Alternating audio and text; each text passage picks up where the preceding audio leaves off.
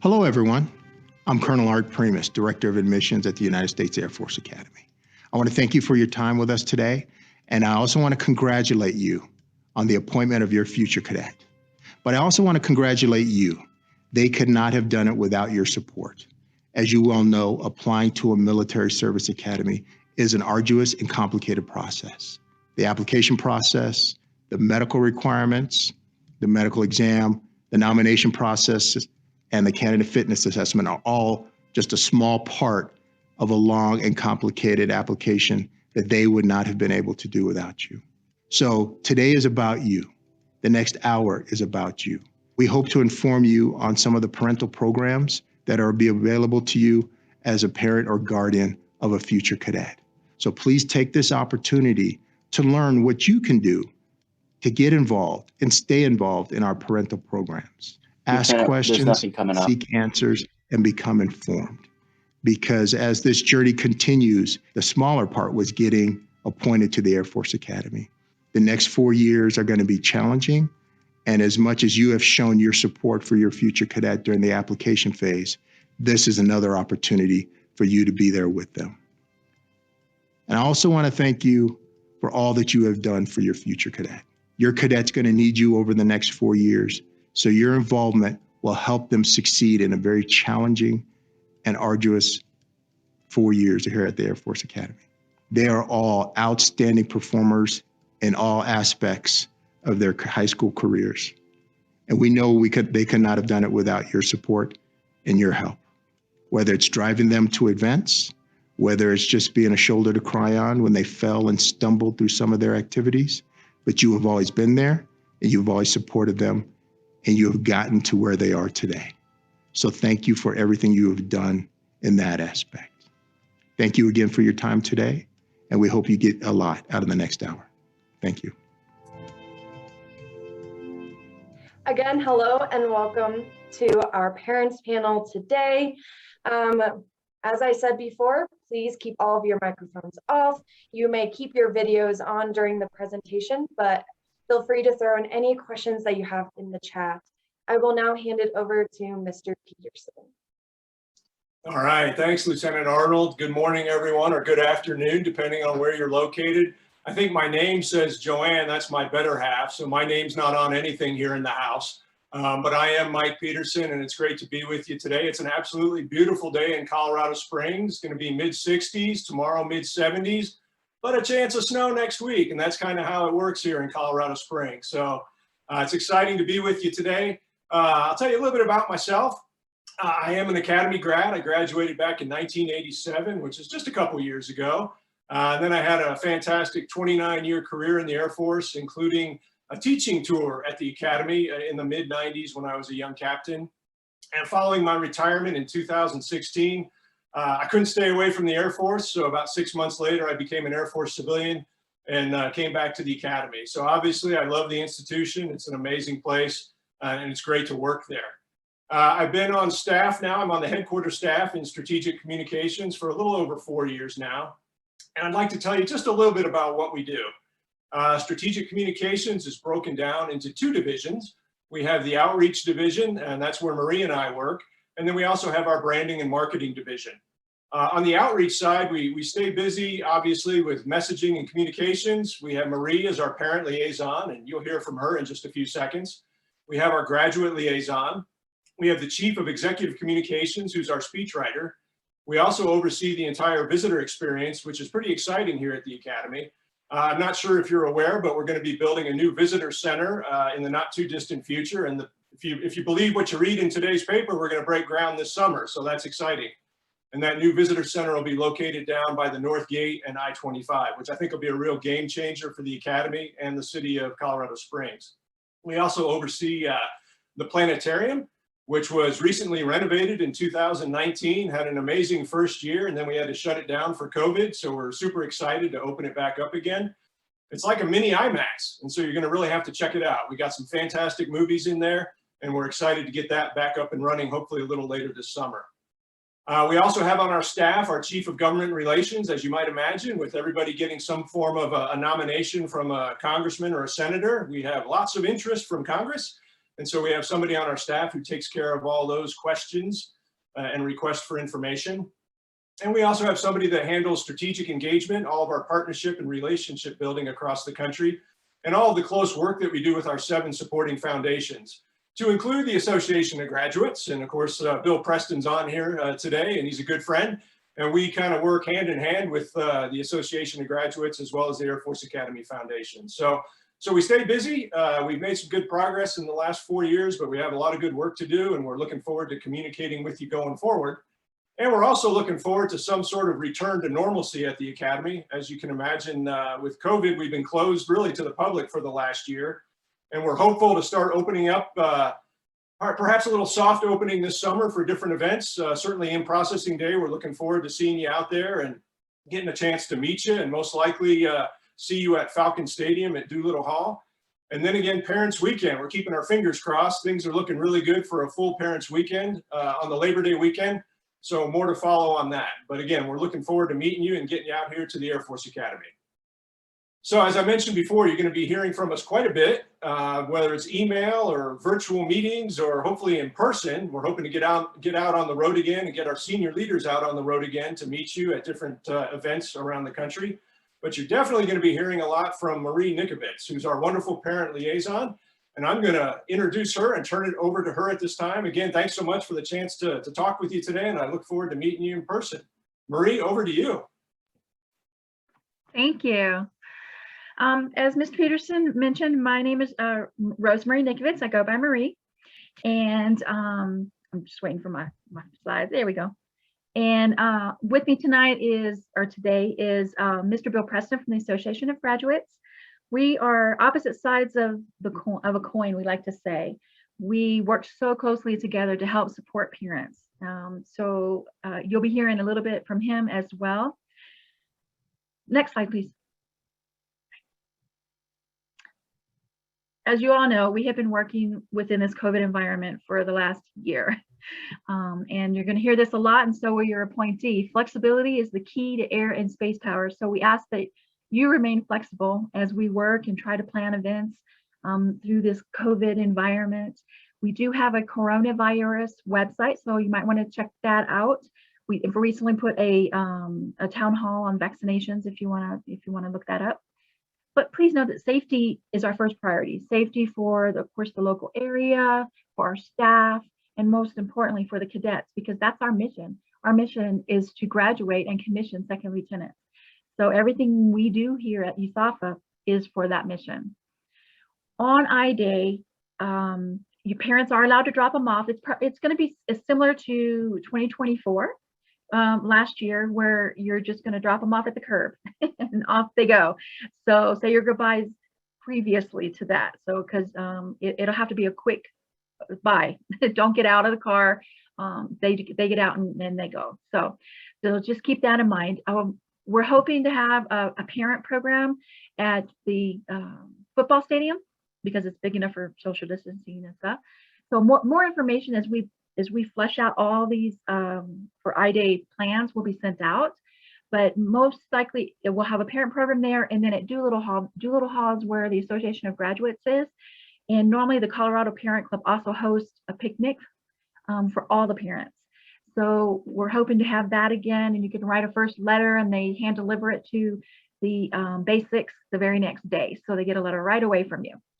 So so if you can make it, we hope we can give you maybe not exactly what we have in the past because of COVID, but a nice parent program. And we'll be there to hopefully answer questions for you, and you can meet some of our staff. When the basics start basic training, they will be tested for COVID. They will go into a 7-day restriction of movement upon arrival. So, and that's just limiting their exposure to, we have, 1,100, basics coming in. So they try to limit them for that 7 days within their squad or within their squadron. So we don't, we can keep the spread of COVID if at all possible. So, but they're not going to be trapped in their room. They will be given a laptop, so they'll be doing online training and security clearance, paperwork, things like that. So they're not just going to be sitting in their room. They will also, we have like little workout stations near the squadrons. So they'll be able to go down during nice weather and get some physical fitness in too. So don't think we're just going to lock them in their room. They'll be out and about. As far as mail, they won't be able to go to the cadet post office. However, the cadet postmaster has made a little exception during COVID, and the AOC, which is their commander, or upperclassmen can pick up their mail and then they bring it to them. So don't worry. So they will get their mail that you sent. Next slide, please. Okay, do's and don'ts for parents. If you have a family emergency or any concerns, call my office and you'll get the contact information a little bit later in the slide. So just have your camera ready and you can take a picture. And what this does, it allows the cadet leadership to concentrate on what's important, and that's training your basic. So if it is an emergency or death in the family or such, of course I will forward it appropriately. But for the most part, I can answer most of those questions. So and if you happen to see like a color belt or something on your basic, it just means they might have a minor injury, but we're not going to call you. You have to remember, this isn't a normal college. They're in active duty. They're an active duty service member. So, but that's just a minor injury. They can't do certain activities. So don't freak out. Don't get nervous. It's just for their protection. So let whatever is strained or whatever to heal. Now, if it is serious, of course, your cadet, your basic will be allowed to call home. Okay, but we're not going to give you updates like, oh, they had a X-ray or whatever. Don't expect that, because that's up to your basic to tell you that. As for mail, write a lot. Be careful if you're writing ahead of time, because if it gets there before Iday, it'll get sent back from the cadet post office. They won't hold on to it. So try to do that timing, but ensure that you don't send any packages until after basic training, because they won't be able to get them. So no care packages like food and snacks and stuff, so they won't be able to get it to them. The postmaster also asked that in August and then again in January, not to send care packages. If your cadet tells you, hey, mom and dad, I need this, then yes, of course, send that. Sometimes sports equipment, that kind of thing. But if it's just treats or things of that nature, please wait until September, because we have 4,000 cadets and they're trying to get textbooks online. They rent them. So to ensure that the cadets can get their textbooks on time and be ready for class, we ask that you wait to send unnecessary or not needed right at the moment packages. The address for your appointee will be in the Appointee Handbook, which is on the admissions portal. So ask your appointee for that PO box number. They'll put it up in a few weeks or so. And then if you don't have access to the Appointee Handbook, you can get it on the Usafa parent website, and I'll show you that link in just a few minutes. So everything that your appointee has to do to get ready to come to Iday is in that book. And we ask that you review that. Try to make sure that they're on target. But you remember, this is their training. This is their leadership training already starting. We know they're busy and we want them to enjoy their senior year, but they should be doing everything that they can to get ready, not you. So this allows them to start that taking on responsibility, and we like to see that. So just a thought. The basics will check mail frequently. However, keep in mind that they are in military training scenarios, so it's going to be sporadic when they can come to the cadet post office. And so it's not going to be every day that they're going to get mail. I suggest numbering your letters and postcards, and perhaps they number their letters back to you. We always get added stress because the basic, I'm not getting mail. Well, if you do this, then they know for sure that they're getting your letter. So it's just a thought. And remember, when they write to you, it's going to be a snapshot in time.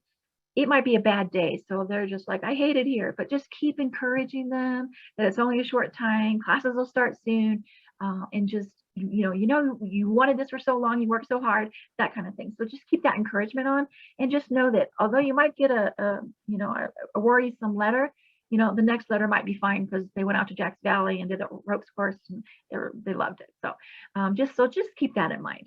You can also depend on the local parent club. Go ahead, next slide, Bill. These are parents who have been where you are at. They can mentor you. They can help answer questions that you have. They do things for the cadets from your state.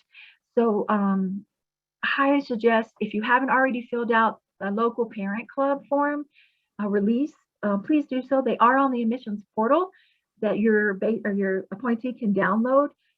If you don't have access to it, or some restrict their information, you have prep school cadets who, they were in the Air Force on their own for 3 years as enlisted. So they don't want to release their parent info. However, if you as the parent want to do that, we can still get you that information, and you can download the form on the Usafa parent webpage. So I have over 90 parent clubs throughout the United States and Guam and Europe. So hopefully there is a club near you.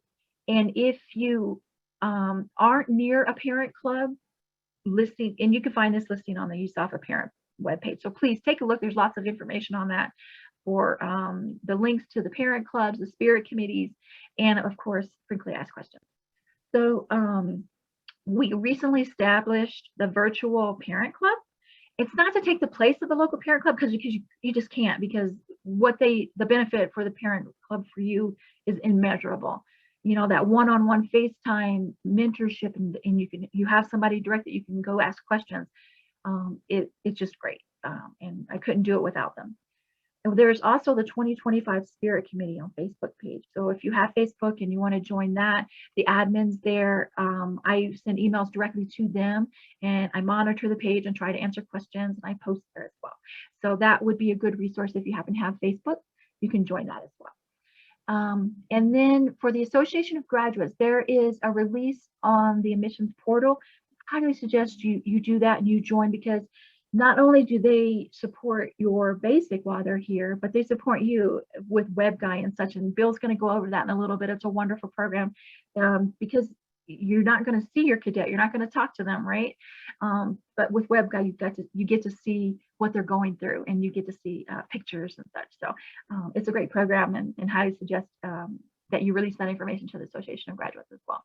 And that's just a click of a button for him.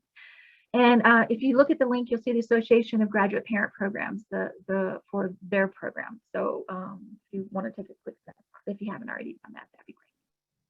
Next slide, please, Bill. Here is the official usafa.edu parent page. And here are some of the resources that are on that page. I just wanted to give you an idea of what it's going to look like.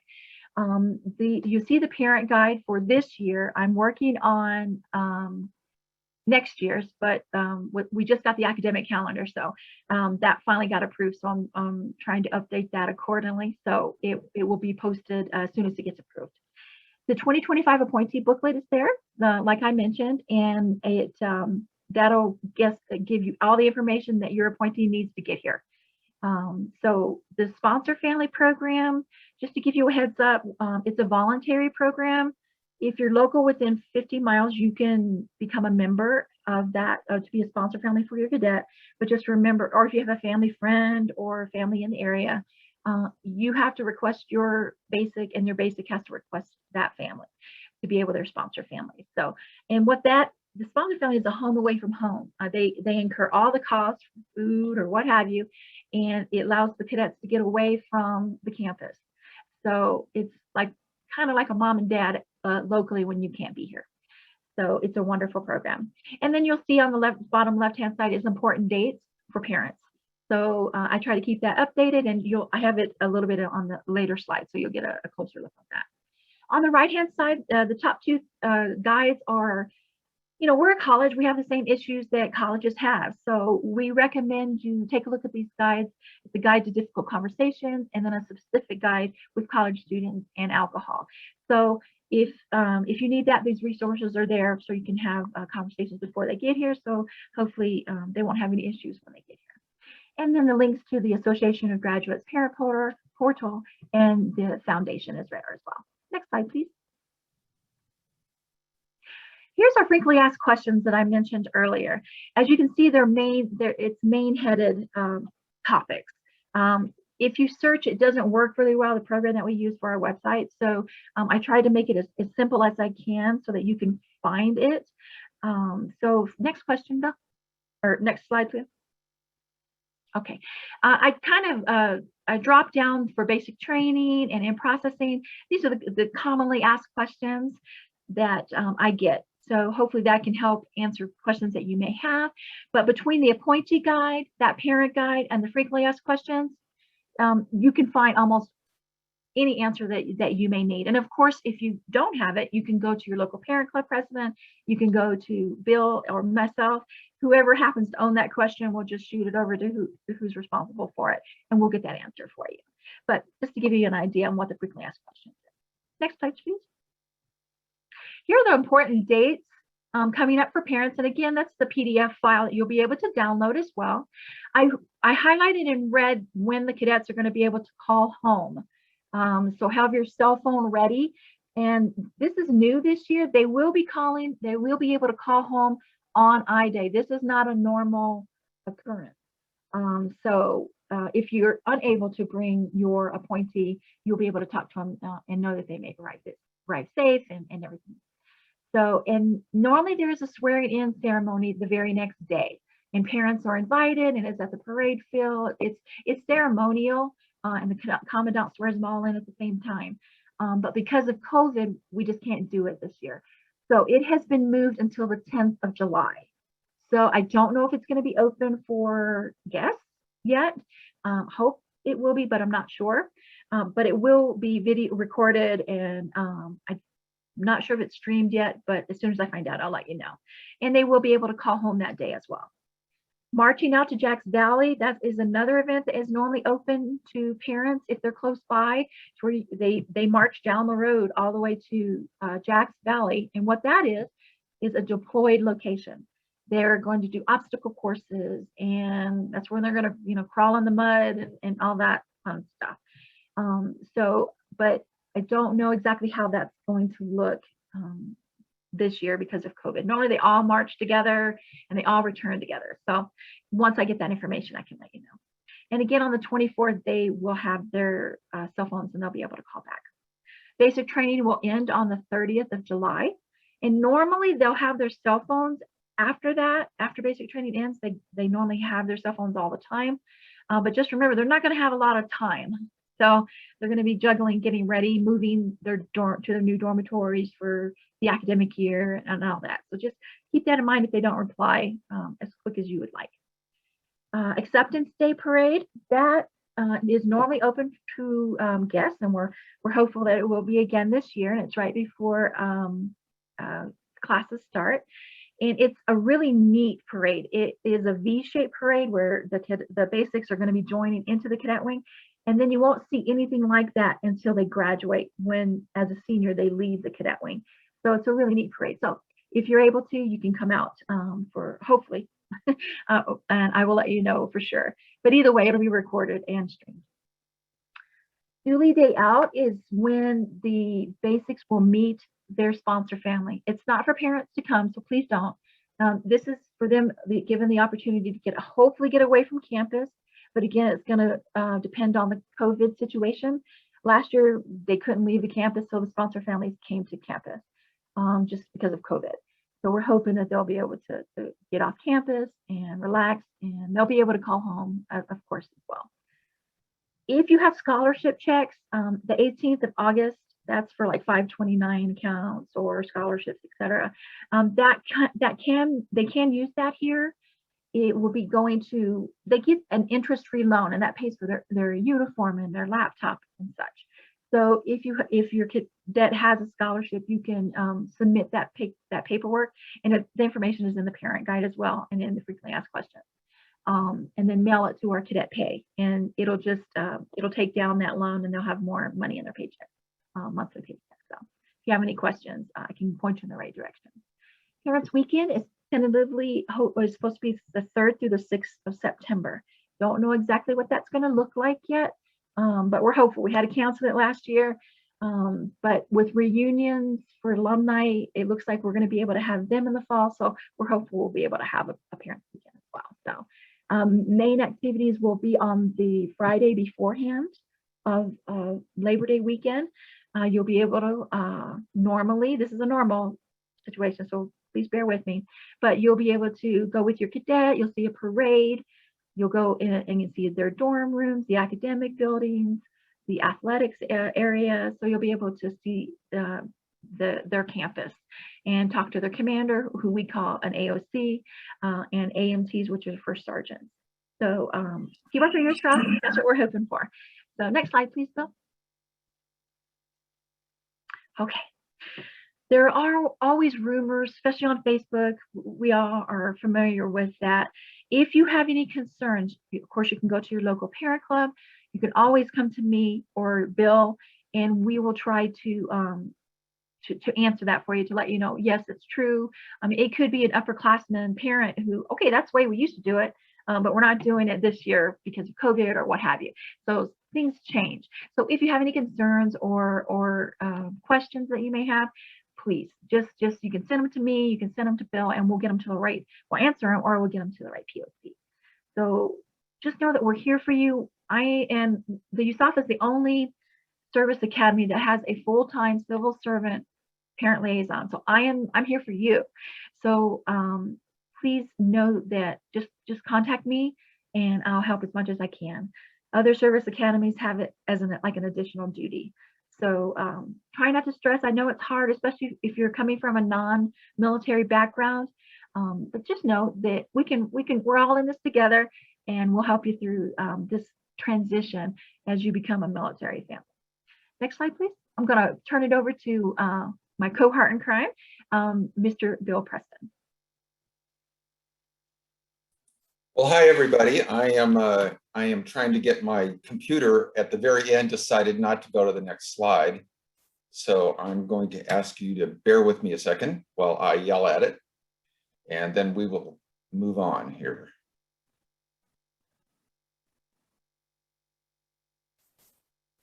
Let's try this again.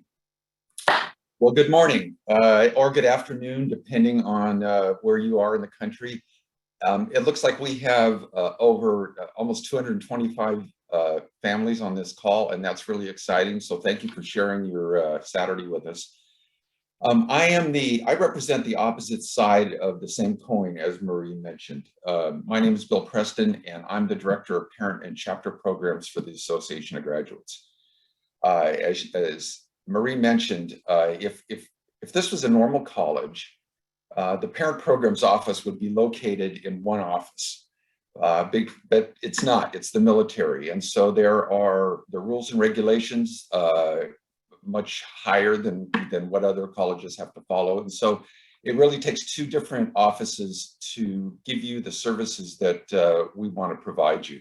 There are things that, as a non-federal entity, we're a nonprofit organization, we can provide you some services, and Marie can provide the others. So what's really important for you to know about this is that it doesn't matter that if you don't know who to call.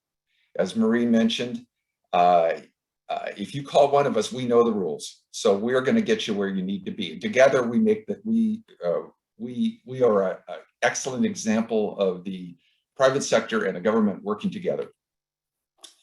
I would like to offer my congratulations. You're going to be hearing this a lot in the next few months, if not already. First, your son or daughter received a nomination from their congressman or their senator or an ROTC unit or the vice president, or in some cases, the president. That in itself is an achievement. And they had to do that before that they could get an appointment here. We know that the nut doesn't fall very far from the tree, that it takes a village to make these children into the officers that they're going to become. So because it's a group effort, our congratulations really goes out to all of you. A little bit about my background. I'm actually wear a lot of different hats. But the one that I'm going to talk about today, actually, as I talk today in the next 30 minutes or so, you'll see me take these hats on and off. But the most important one that I want to talk about is I'm going to talk to you as an Air Force parent, something that we all share. This was my wife and my son and daughter and ourselves a few years back when our daughter left to go to Lackland Air Force Base for Air Force Basic Enlisted Training, and our son left to go to the prep school here at Usafa. So we have walked a mile in your shoes, and I'm going to be really talking to you from that viewpoint. It's something that we all share together, and in fact, most of the people on this call from the Academy are parents. They may not be parents of cadets, but they're parents. So we all understand and have been through or are going through what you're going through right now. First thing I'd like to say is that time flies. I guess I don't have to tell you that, but what I want you to take from this slide, for us, from the picture in the upper left to the picture in the lower right, was over 10 years, and it went by in a flash. And it's been 3 years since we took that picture. And we all focus on what's ahead of us. But my advice to you is enjoy the moment while you're at it. You're going to look back, and 10 years is going to fly.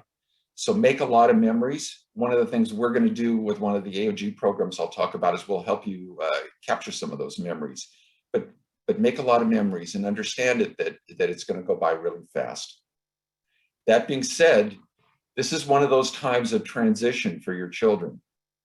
I'm sure, the only bad thing about doing this on camera is all I can see is the slides. I can't see you. If I was standing in front of you, it would be great to see your faces. And I'm hoping that a lot of you can relate with this picture. I know that I can.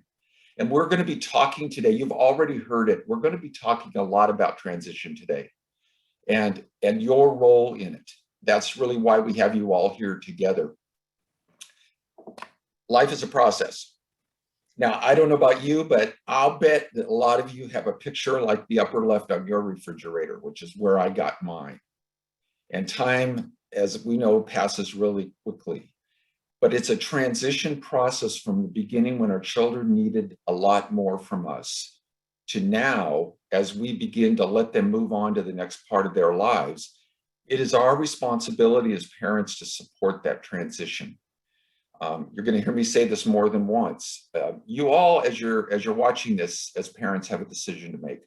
You can participate in the launch of your children, or you can then continue to enable their dependence on you.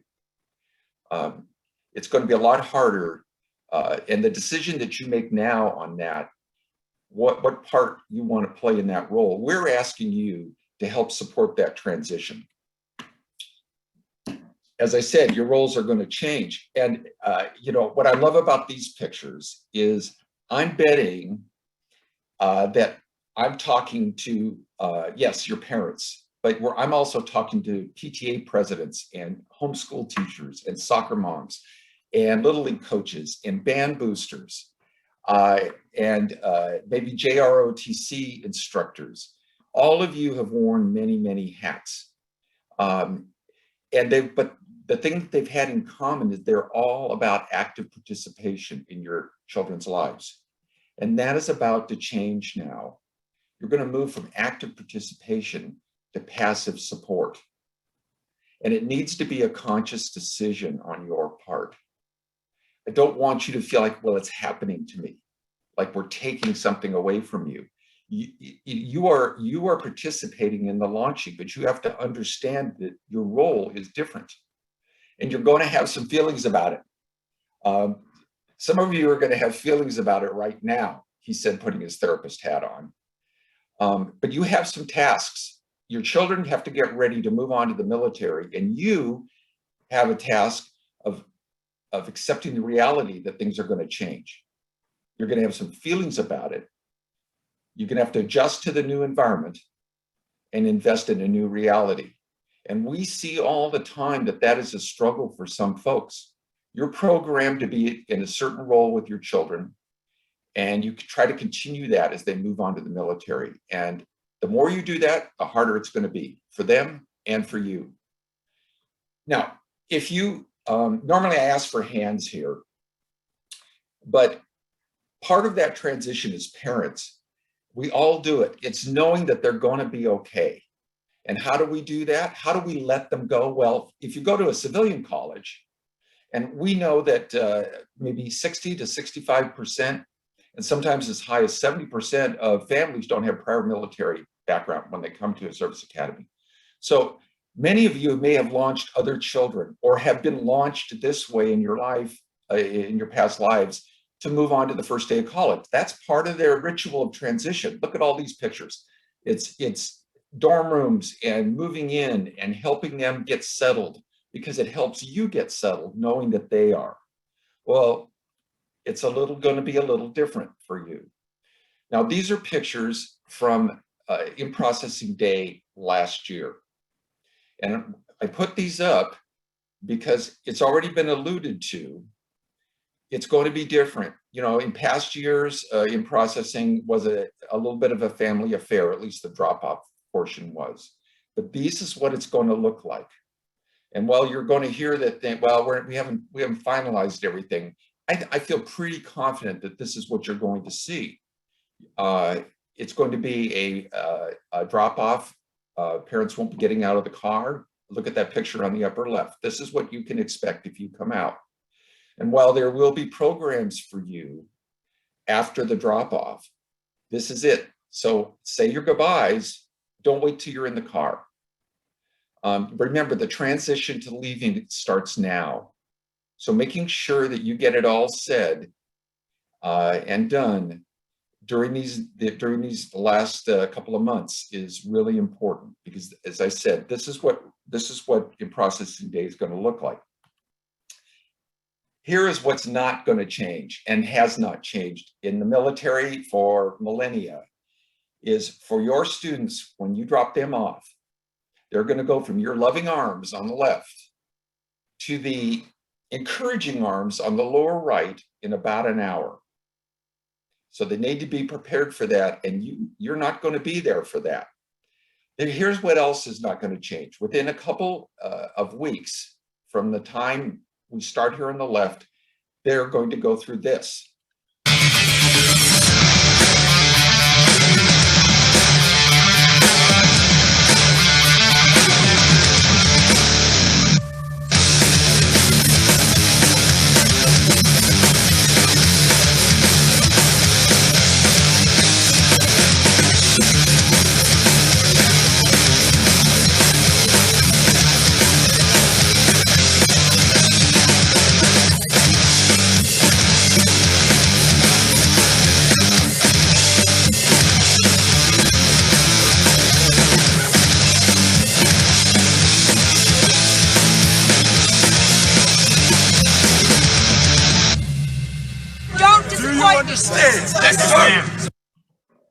So this will be an emotional roller coaster for them and for you.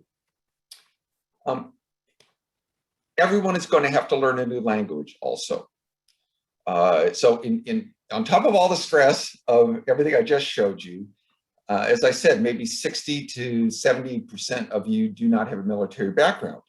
So now everything is going to sound like this. Here's what you do. You go right here, take another right at the PX. Go half a click till you see the DPTM center. Then take a left. PX. If you hit the RFPC, you've gone too far. DPTM RFPC. Can I buy a vowel?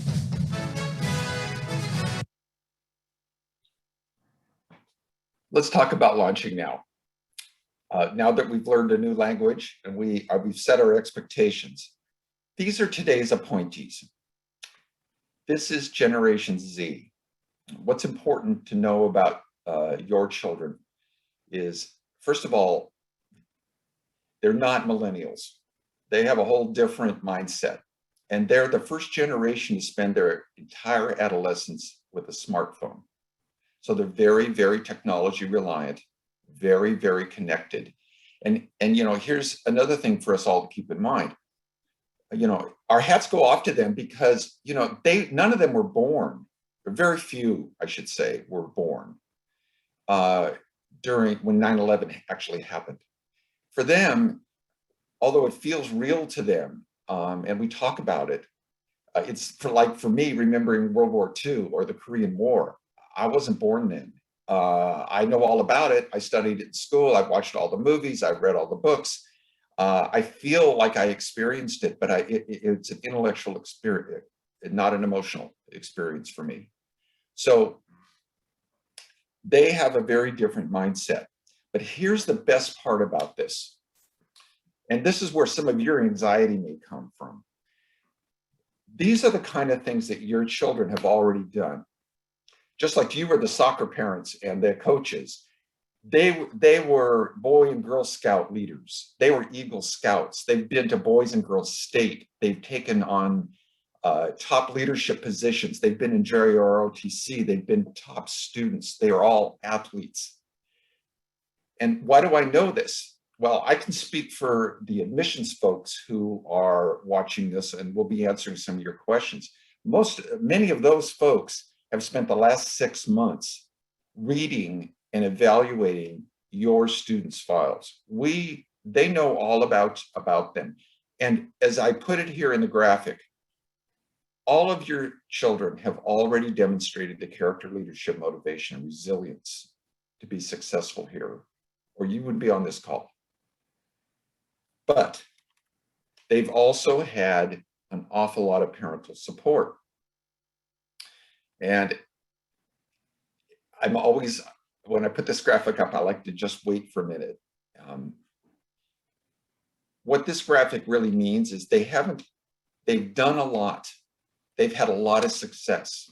These are kids that are used to winning, but not all of them are used to overcoming adversity, because we as parents have not always let them experience that.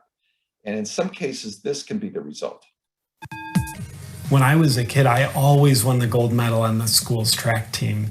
I was only the 18th fastest kid, but I always won the gold medal.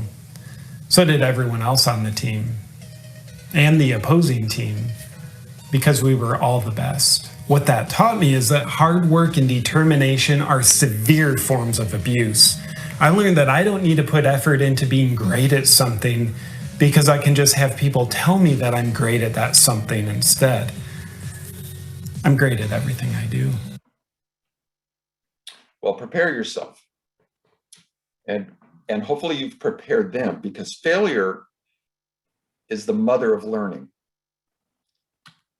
And these folks on in-processing day have all been through that themselves. And their role is to help teach that process, to teach your children that they can do more than they thought, that they can solve problems they didn't know the answers to, that they can get there because they've all done it before. And why am I telling you this? Well, this is why. There was dozens and dozens of times where I'm leading a formation of F-15s that are 1,000 miles away from anybody who liked us. And as a flight lead, I'm making the life or death decision to employ a weapon in combat. Decisions were made by young lieutenants and captains. And those are life and death decisions, and there's very high levels of accountability and responsibility that come with that. You don't learn ethical, moral dimensions, you experience them. And so what we have tried to do at the Academy is create an environment in which cadets on a daily basis, on a routine basis, have the opportunity to make ethical and moral decisions and act upon them.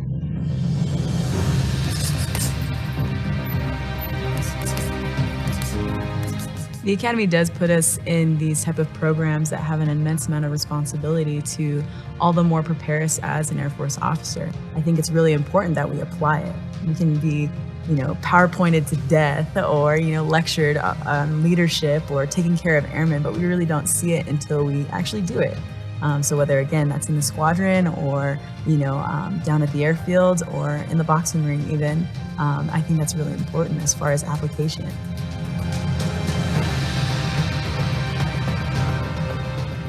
We're not just college students. We're not just going to a university to get a bachelor's degree.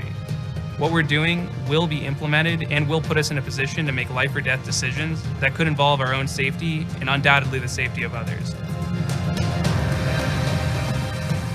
The notion that somehow the Academy has changed in a negative direction over time doesn't, in my judgment, square with the hard realities of the changing times. We're preparing our graduates now to deal with a far more complicated far more complex world.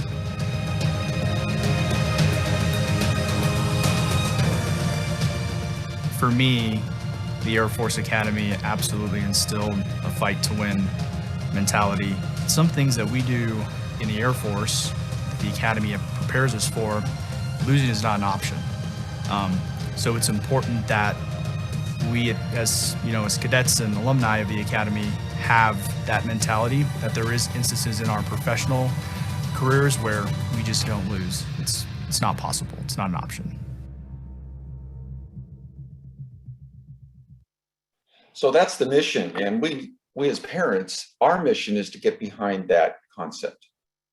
And in some cases, it means we have to get out of the way to allow our students to make their decisions, because they're going to learn everything they need to know as they go along. But the difference is that it's no longer our job to teach. Our job is to support.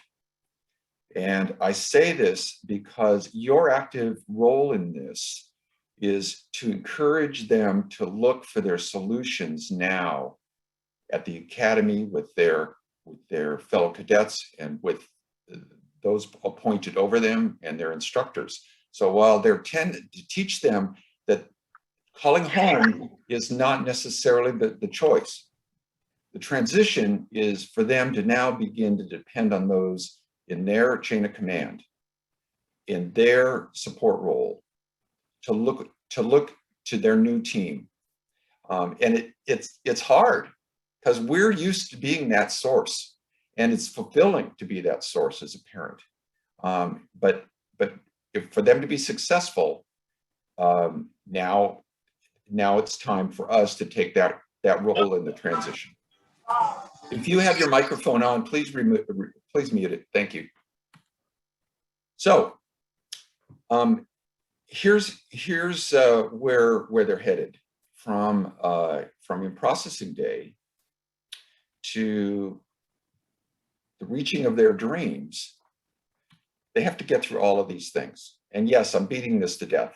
You've probably heard me say it now, I don't know, 4 or 5 times, and you'll get it again. But understand that it's going to be a team effort, and they have to get through all of this over a period of time. As Marie mentioned, I love visual aids. This is the Appointee Handbook that everyone's referring to. As she said, there are a couple of places where you, first of all, it is available to your appointee on their admissions portal as part of their checklist. They can download the PDF. It is, I believe, in our new support role, it is important for you to understand what's in here. Maria's gone to a lot of effort to pull all of the answers together. And she's gotten input not only from the different mission elements at the Academy, but also from parents who have asked these kinds of questions. I noticed as we were getting started, some of you, as you came in, you began asking questions already. And I saw one of the answers that came up was, we're going to tell you as we go along, but understand it is not your role to be the subject matter expert. It is your role to know to encourage your appointee to get the information here. And as I've said before, getting them ready for college is as natural to all of us as parents, just like we got them ready for first grade and we got them ready for middle school, and getting them ready for high school. And I'm already on social media seeing folks, asking other parents, what kind of boots should we be buying? Listen to that language. It's not a group effort about buying boots or what color underwear, whether stripes and socks are okay instead of white ones. That's your appointee's job to get the answers to that. And it's all in the Appointee Handbook. It's all right there. And what isn't there because of changing times or COVID, that's where Marie is going to be putting that information out. There's going to be lots of resources that go along. So manage your anxiety about knowing all this in advance. And what we need to do is all get behind working with that transition. Saying goodbye never gets easier. This is, trust me, 13 years of saying goodbyes. The way I put these slides up here, everything above the line was kind of taken on a processing day of years past. But I put the slides below for us all to understand. Here's the reality, is that they're leaving for the military. And we're, part of the military support is saying goodbye. And our attitude about that, eventually, right now they're saying you're saying goodbye until, August. Later, you'll be saying goodbye as they go off to deployments in 4 years. My son is about to deploy for a year in August. And but your attitude about it, which starts right now, is really important, because for every goodbye, there's also a hello. Remember, it's opposite sides, yin and yang. And look at all those smiling faces. Look at the joy. So understand that as painful as letting go is right now, the person that you're going to see come back is going to give you joy. Trust me on this. This speaks for itself. And the reason I put the slide up, here's my reality check on this. A lot of us still look at this, well, they're just heading off to college. This is just over, summer. We have to get through BCT. Actually, this is the next 10 years. They go to a service academy, it's a 10 years. If they go to the prep school, it's definitely, 10 years. From now, 4 years at the academy, or 5 years, depending if they go to a prep school, and then a 5-year commitment after that. And if they go to pilot training, or they become a doctor, or the Air Force pays for graduate school, it can be longer. My son is, he's getting closer to 20 years in than he was to 10. And so understand that having the long view is essential, because you're going to grow and change just right along with them. So to help you with that, though, this is where I want to tell you just a little bit about the Association of Graduates. Now, the name implies that we're an alumni association, and that is part of what we do. But here's who our members are. All of you have the ability, some of you out there are graduates of the Academy. I always like to say, people ask me all the time, are you a graduate? Well, I am. I'm just not a graduate of the Air Force Academy.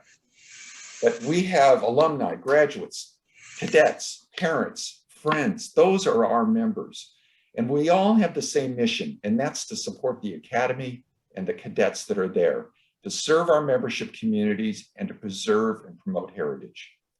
But most of you, your first exposure to the Association of Graduates is going to be through our marquee, iconic parent program, photo program, which is called WebGuy.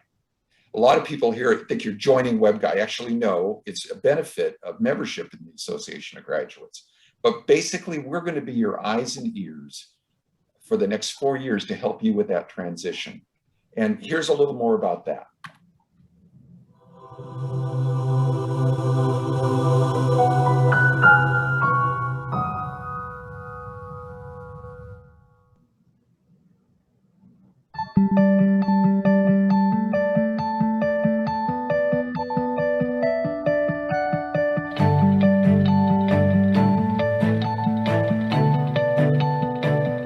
Welcome to your United States Air Force Academy, and welcome to Doolittle Hall, our alumni house.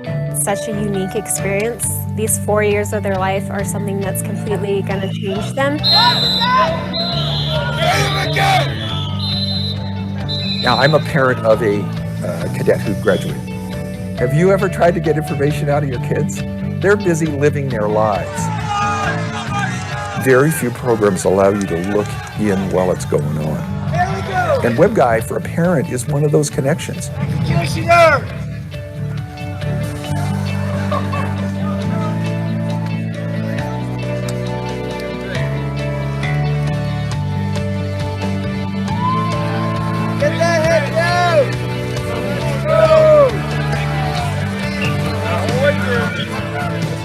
I had one parent tell me that their son does not take pictures of anything he does, and that her daughter did, but she had no idea what the son was doing, and WebGuy was the only way she would see him do these activities. We put our cadet on an airplane and we had no idea what was facing him over the next 6 weeks. We actually prayed for a smile. It came, the web guy captured it, and it got us through basic training back home. You're not going to get this ability to see your cadet or even just see what they're doing in such close detail from anywhere else.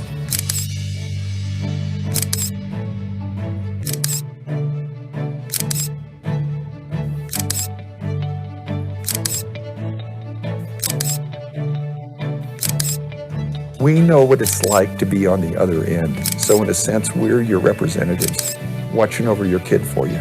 That's what we do, and that's the magic.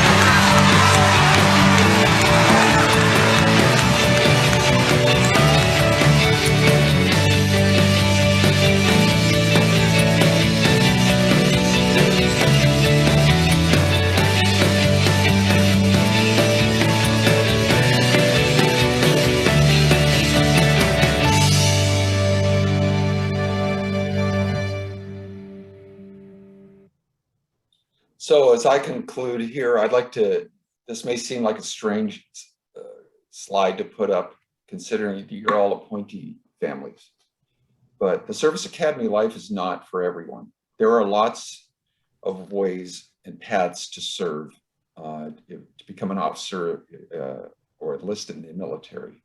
But if this is a path that you've chosen, more importantly, needs to be the path that your student has chosen. These are some reasons. Most of you are probably familiar with them. Why coming to the Air Force Academy is an awesome choice. But the only one that I want to focus on is the last one, which is because your child wants to.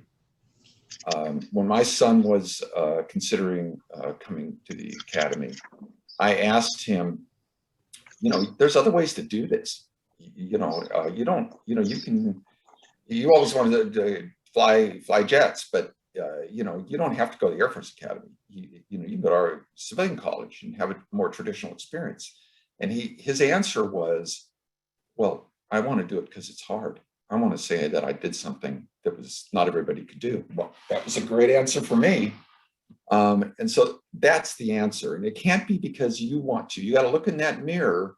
You know your child, or why are they really doing this? In admissions, they spend a lot of time looking at that part. What's the real motivation? That's why the ALO does the interview. That's why all those things happen. It's because we really want to know why they're doing it. So as long as they're doing it for the right reasons, here's some do's and don'ts. There's only one don't, and that's the bottom one. But to sum it up, read the instructions to appointees, but it's not your job to implement them. Recognize that you're all going to have ambivalence. I don't care how excited your child is, they're going to have conflicting emotions about this. The graduates on this call will tell you that nobody is truly ready for basic training, no matter what. Your role now is coach rather than problem solver. And lastly, it's April. It's been a tough year for all of us. A lot of senior experiences have not been able to be experienced. My grandchild is just going back to real classes in high school. So enjoy what the remainder of the senior year. There's still a lot of cool things to do. There's prom and there's graduation and all the things that go with that. Take a lot of pictures, make a lot of memories, but mostly remember to breathe. As Marie said, we are all here for you and we're here for your cadets. Remember, we want them to succeed. We spend a lot of time picking them and sorting them out. So they're here because we want them here. The Air Force wants them here. They're our future. And with that, we will see you in June, and I am going to end my part of the presentation and unshare my screen. And as soon as I remember how to do that, And there it is. And now I think we can turn it back to Ashley for questions.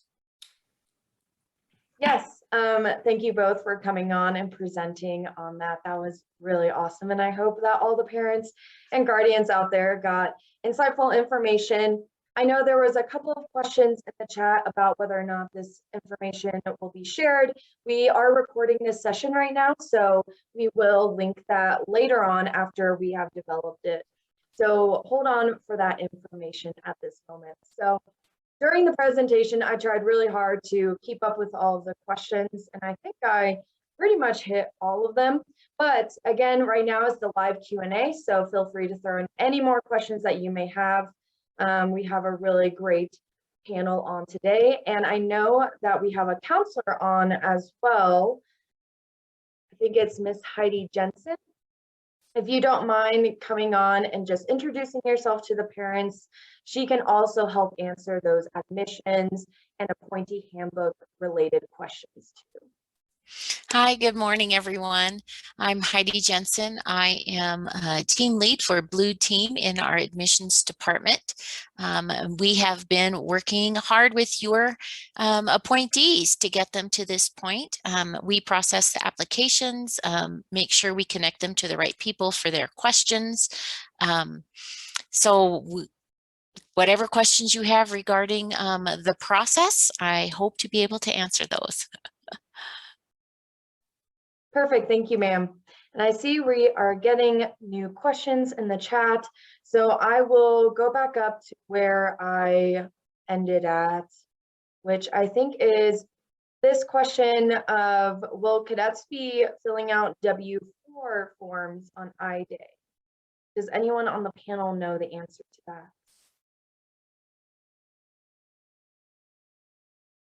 I'm sorry, what was the question again? Will cadets be filling out W-4 forms on Iday? Well, I'm not exactly sure what a W-4 form is, but they will be in processing with Cadet Pay to, start their paychecks, and that takes a good month or so. But you have to remember there's like 1,100 cadets that Cadet Pay is trying to get into the Department of Defense pay system. So I'm not exactly sure. I can take that back and try to get that answer for you. If you want to email me, it's usafa.parentliaison@usafa.edu, and I can try to get that answer for you. Perfect, thank you, ma'am.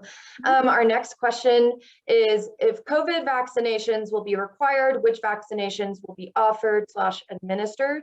And right now we cannot answer that question at this moment just because of us not knowing exactly what's going on with all of that. But I do know that your appointee should have received a COVID-19 vaccination update within their portal as of the last couple of days. So make sure to double check their portal for that information. Next question is from Paige. What are the graduate school options? So once they are a junior in the Air Force Academy, they'll be able to start actually applying for those opportunities, but about 10% of each graduating class goes off to graduate school, which include but not only medical school, law school, and public policy. And it's not only limited to that, but within their major department, they will work with them because there are only a certain amount of graduate school options right out of the Air Force Academy. But I will say that majority of officers go off to get their graduate school opportunities eventually. So they go off to get their masters and things like that, but it's just limited to those amounts right out of the Air Force Academy. And those are like full rides from the academy itself. So once they get to that certain point in time, they will be able to receive all of that information. Next question is, what's the best way to get information on study abroad and academy exchange programs? I will link that in the, in the chat for you so you can read up on that. But essentially they will receive all the information once they're in the actual academic school year. Every single cadet actually goes through at least one language course during their time unless they validate it. So during that time, they can learn all of that information. Next question is, will the cadets be getting an acceptance letter in the mail? And I will direct this to Mrs. Johnson. Their initial notification of an offer of an appointment is going to be through their website. But if you're referring to a certificate that might be presented at, say, an award ceremony or some such thing, we are sending those out. We anticipate that they will start being sent this upcoming week. So it may be a week or two before they arrive to your home. Perfect, thank you, ma'am. Next question is, any estimate on when the BFE/blue folder will be sent? And I think that kind of goes along with that. So Mrs. Jensen, I'll direct that to you as well if you know the answer. Well, I think that is the same thing that I'm talking about, the certificate. I'm not sure what BFE is, but the blue folder sounds like the certificate to me. So that'll be a couple of weeks. Perfect, thank you, ma'am. Next question is from Myra. Have all the appointee letters been sent out to those with LOAs?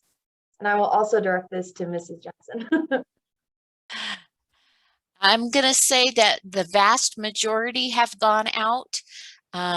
If you haven't received one by now, that's a question to bring up with your specific admissions team, and they will have a more thorough answer based on your individual case. Perfect. Next question is, are there events that siblings can attend on Iday, or is it strictly parents? Hi, I'll take this one.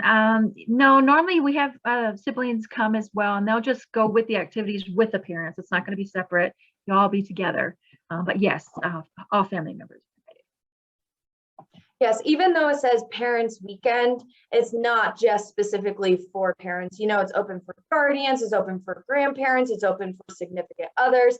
I know in the past, like I've seen my friends actually have their significant others come out, and that's their first time of seeing them after 6 weeks. So yes, parents weekend is open to everyone. It's just not specifically them.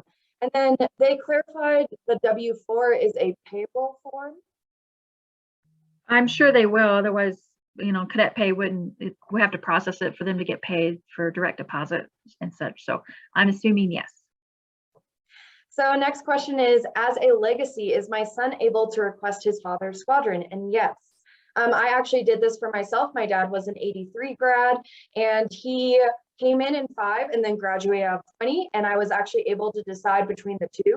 So once they come in, they will be assigned a squadron, but for their last 2 years, so their junior and senior year, they'll be able to put in for their legacy squadron. And so your appointee will be able to select one of the two from his or her father's squadron.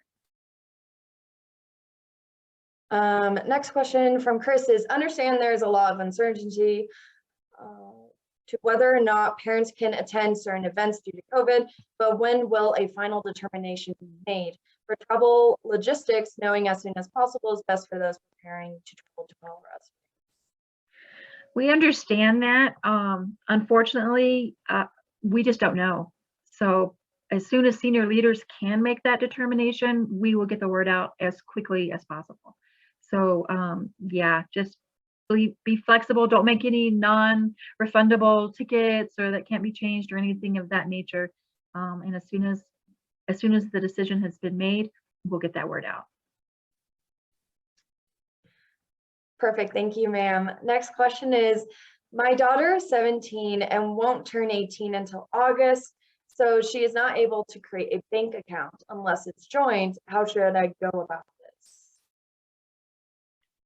I can take that. There is an exception here at the Air Force Academy with, I think that the Air Academy bank that the 17-year-olds can set up the account, because you have to have it for for direct deposit. Or if she already, or the 17-year-old already has an account with you, you could use that account as direct deposit as well.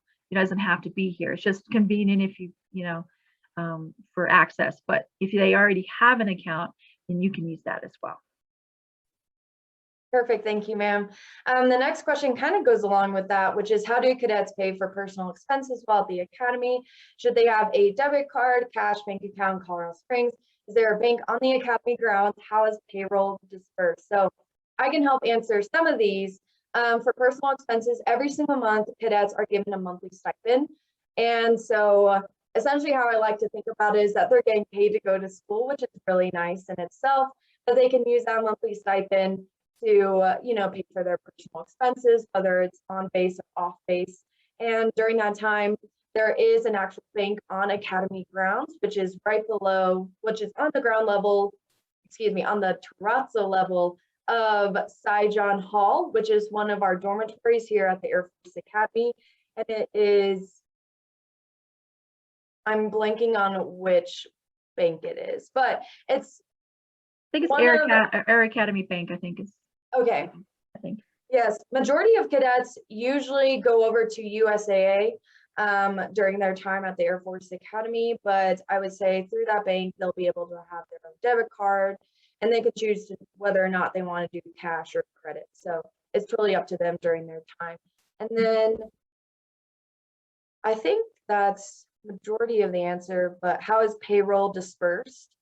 That's a good question as well. Do any of you? That's going to be direct deposit into that bank account. So that's why you have to try to set it up before you come.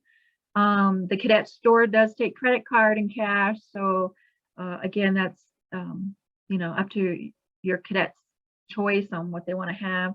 And then sorry about that, was my cat. So let's see. But the personal expenses is really like what food and entertainment. And then the loan that they get is interest-free. So it's an interest-free government loan. And they'll just slowly pay that back over the years. And the financial, they have a spreadsheet. It's on the parent frequently asked questions under finance. And it'll show you exactly like books or uniforms or laptops on how much is going to be taken out per month. Hope that helps. Perfect, thank you, ma'am. And Chris, he said for especially Iday, since it's the close event in terms of timeline, and that's referring back to his original question of when will the final determination be made? Well, right now we're in the final stages. Yes, parents are invited. Yes, there will be somewhat of a parent program on that day. So for planning purposes, either you can leave later in that day, depending on how long you want to go to the different events, or you can plan on leaving the next day. So that's pretty set. Perfect. Next question is, should the cadet bring any medical documents for successful wisdom tooth extraction? I don't think so. They don't ask for any dental records, so they're going to see that they're gone when they get their checkup for the dental clinic. So I don't think that would be necessary because they're going to have an overall exam when they get here. Next question is from Tommy. When should prior enlisted expect to begin out processing from their current base? And Mrs. Jensen, do you happen to know that answer? We probably the last couple of weeks of April, their information will be sent to cadet personnel who will contact AFPC, and it is their timeline. AFPC will then let their local MPS know when the orders are ready, and they will then relay them to the airmen. So these last 2 weeks of April is when we begin sending that information to the cadet personnel office. And after that, the timeline's kind of out of our hands, but it would behoove you to contact your MPS and let them know that you're expecting those, and maybe once a week you want to give them a call and follow up. Perfect, thank you, ma'am. Next question is, we are local and register as a sponsor family. Do you suggest that we sponsor our own cadet, or would it be better for them to experience another family as well? And I would say that really comes down to your cadet at the end of the day, whether or not they want to branch out. We have another FYL, so a first-year lieutenant working as an admissions advisor with me here in admissions at Usafa. And during his time, he lived in Colorado Springs. His parents were his sponsor family, and he said he absolutely loved it. just because he was able to go there on the weekends. And then he didn't feel pressured to split his time between his family and the new sponsor family. So it's totally up to your cadet. I would say sit down with them and really go over whether or not they want to have that, I guess, extra space. Just another thought though, if you don't have any military experience, then that sponsor family, a lot of them are military, retired military, they might be able to help answer questions and mentor your cadet as well. So just, you might want to keep that in mind as well. I'm gonna throw in 2 cents on that too, wearing my parent hat.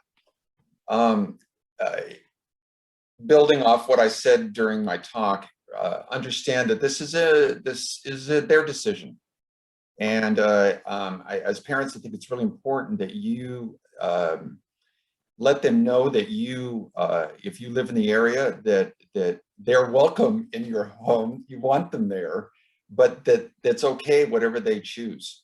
You know, this may be this is part of that launching process. Also, is they get to make that decision, and you know, if they're expecting you to tell them what to do, it's kind of hard, but let them make that choice. So that's always keeping in the back of your mind is, are you empowering or are you enabling? So I throw that out. That is an excellent perspective.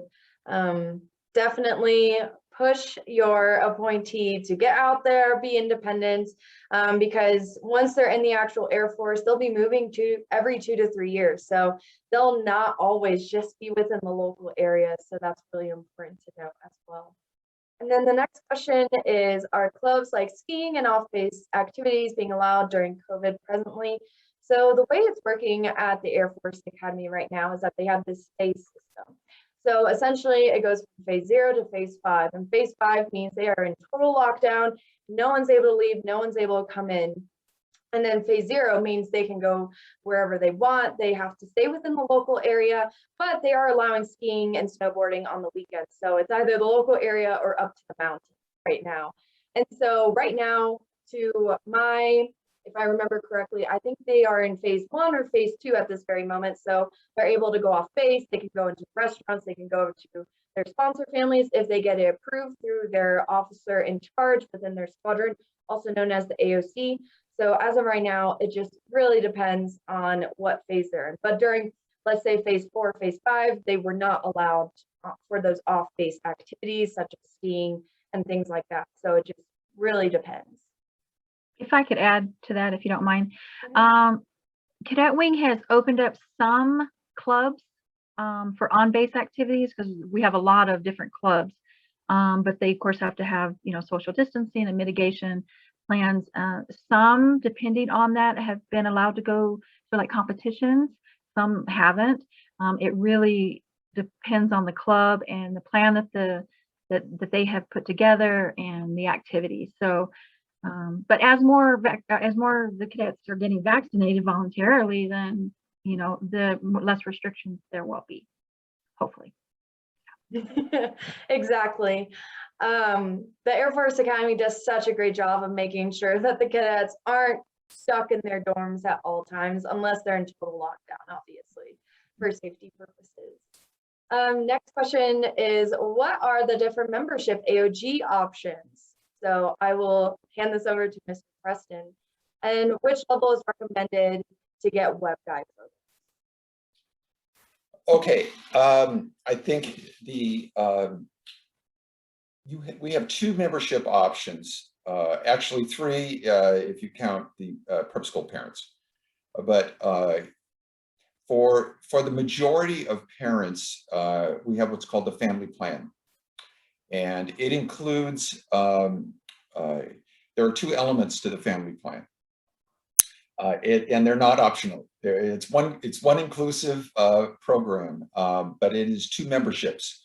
One is a parent membership, and the other is what we call life membership at graduation, which is the investment that you're making for your cadet, if you choose this option, so that they will be full voting life members of the Association of Graduates upon graduation.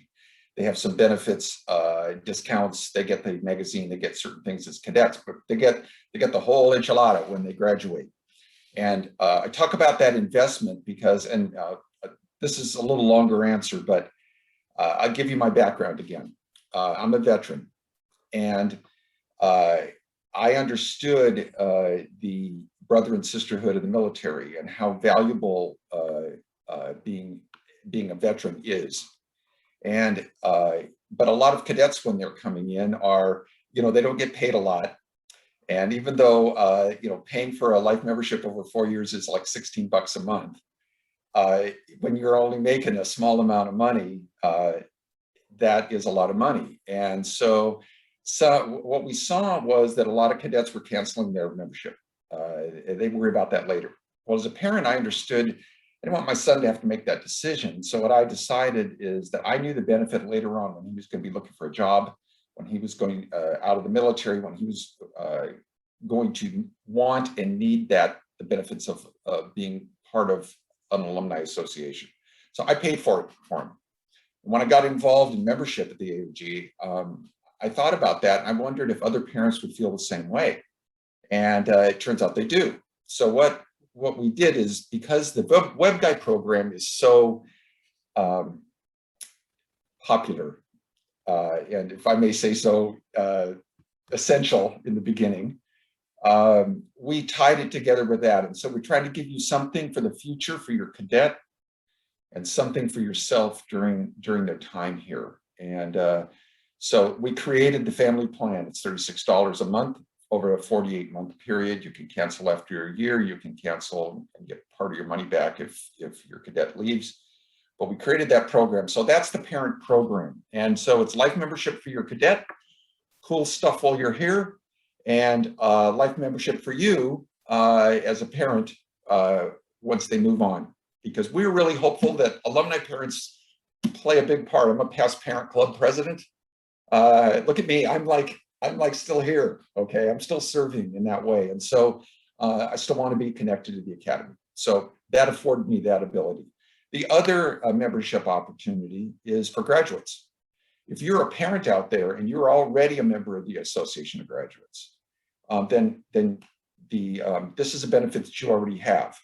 You just probably never used it because your child was not, here. So, so there's the direct voting member for graduates or alumni, and then there's the parent membership.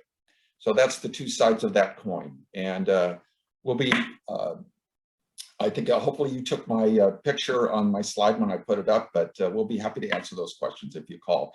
And the last thing I'll say on that, and thank you for the opportunity to make this pitch. I'm going to ask Ashley, and I asked her when we did this brief before. So I set her up for this, incidentally. But so your parents, they have WebGuy, right? Yes, sir. Maybe you could speak from that side of things.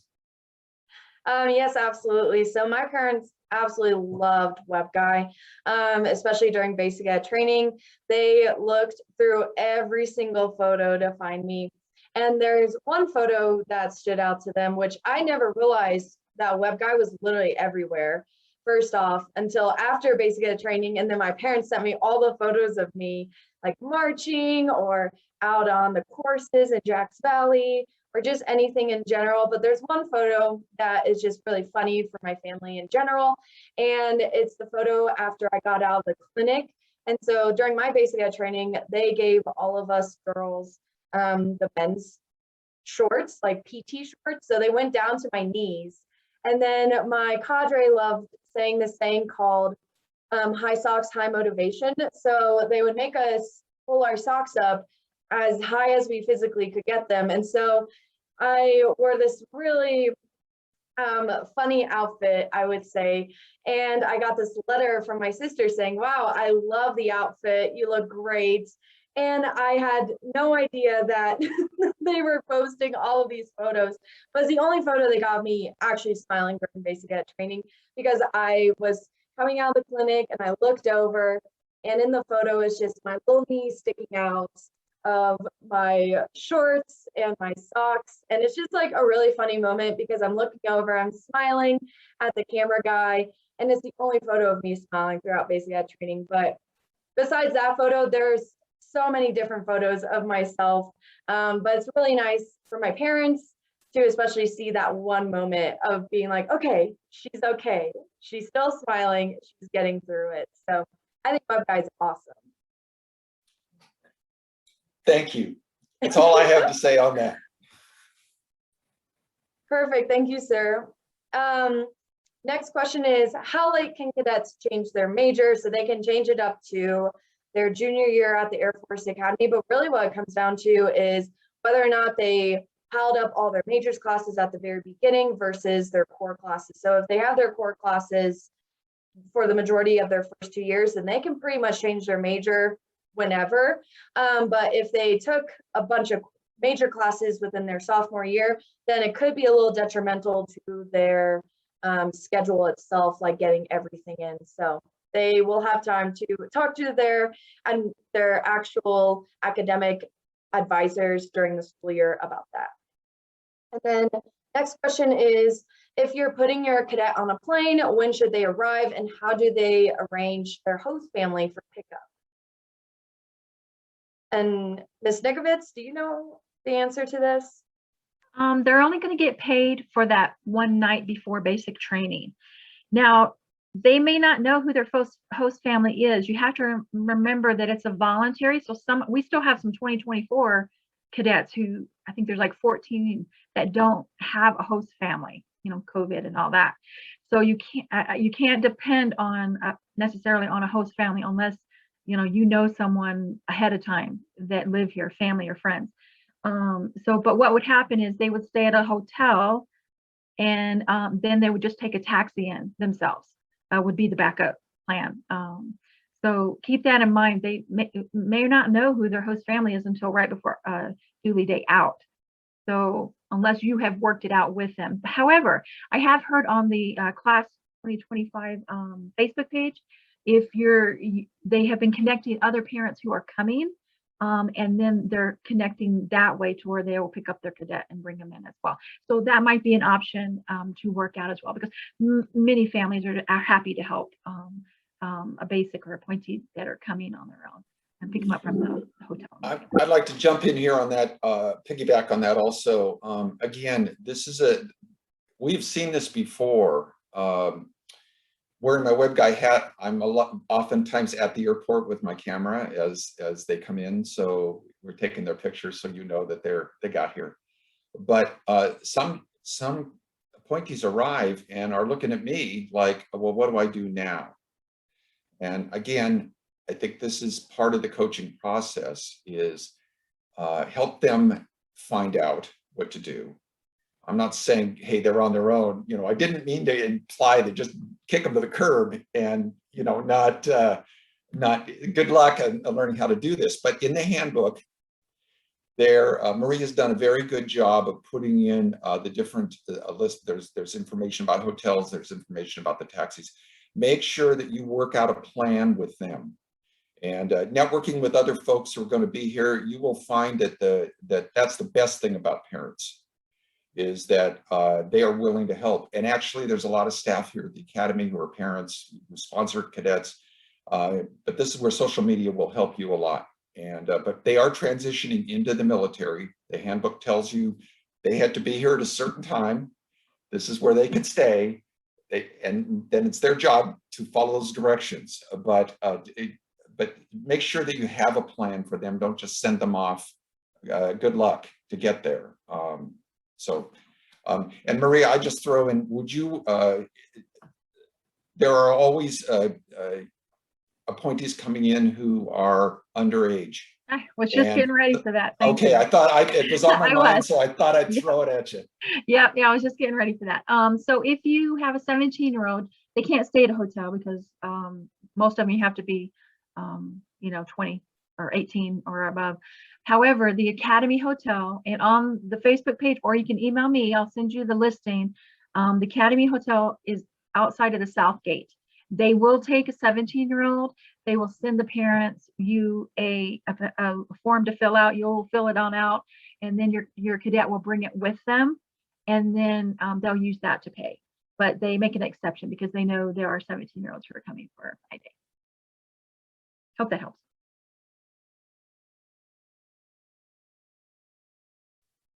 Perfect. Thank you both.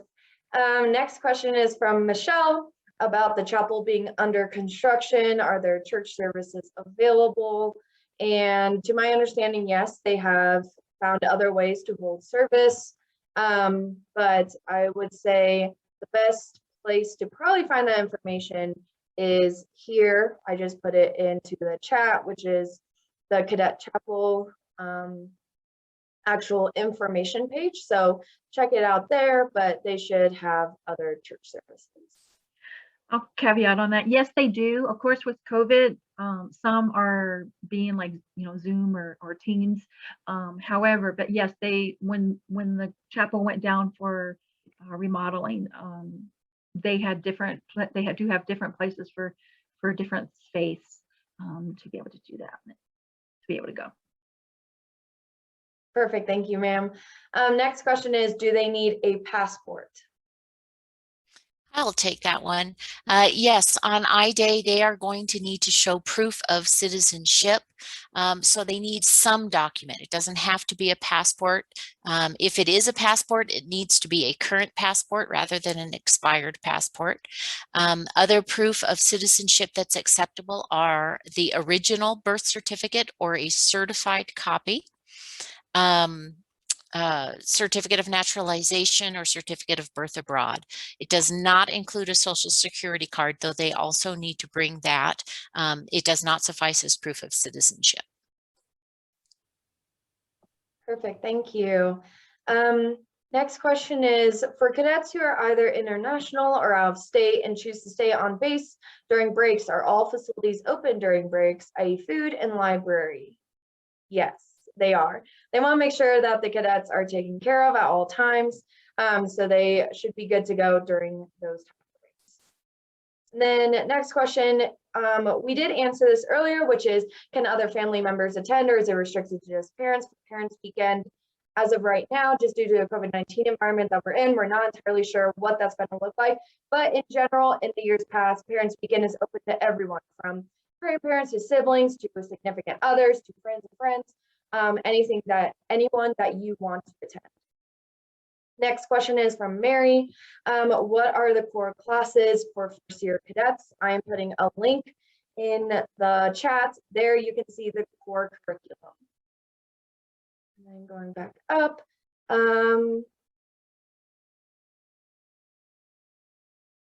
Next question is, we're buying plane tickets for Iday. Is everything for the parents on the 24th? So we will miss anything if we fly home on the 25th. I got that one. Yes, everything will be on the 24th this year. Normally there's a swearing in ceremony the very next morning, but that has been moved until the 10th of July. So yes, if you fly out on the 25th, you will be fine. Perfect, thank you, ma'am. Next question is, we are a little confused. The appointee book refers to leave at Thanksgiving, Christmas, spring leave. However, says cadets will have this after the first year. We are just trying to know what to expect relative to when we'll see our son next. Also, I understand there were COVID changes to this last year. Thanks for adding any information. So everyone gets it. All 4 years, they get Thanksgiving break, winter break, spring break, and summer leave, which is 3 weeks long. And everyone gets that. The only changes was this last year, where the cadets did not get Thanksgiving break and spring break just due to the COVID-19 environment that we're in. So I would expect 4 of those breaks, possibly, depending, within the next school year. Yeah, the new academic calendar just came out and I sent that out. There are 2 options, just like last year, about Thanksgiving, whether the cadets get to go on Thanksgiving or they just get the holiday. So that decision has not been finalized, but like winter break is set. Depending on COVID, I mean, even last year, spring break was just divided as days off throughout the spring semester because we didn't want the cadets to have to go into restriction of movement again. So we're hopeful that the breaks will be the same as normal as the cadets get their vaccines voluntarily. Perfect. Thank you, ma'am. I am scrolling back up. I just lost my spot. Let's see. Okay. Just curious, why are joint accounts discouraged?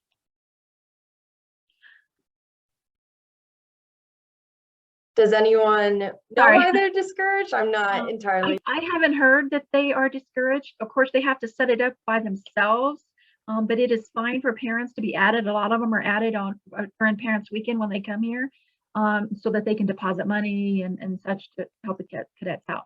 So I haven't heard that it's discouraged, but again, that would be your cadet's decision to make whether or not they want you on the account. Perfect. Yeah, And then, oh, sorry. I was just going to add, yeah, the booklet does tell them no joint accounts. And I would imagine it has something to do with the fact that they are emancipated and they are not supposed to have dependents that can dip into their money. So it has to do with privacy issues, I'm certain. And then along with that, there's another question about banks, which is when my son opened his account at one of the two banks on the base, we were told that Usafa required no joint owners, as my child is also a minor. I just want to verify this. Is it true? Well, it is true, because they're not really considered a minor here. They are active duty service member. So, but again, I mean, it's up to the cadet to be able to whether or not they want you on the account. You know, some cadets don't have good relationships with their parents and they don't want them on the account.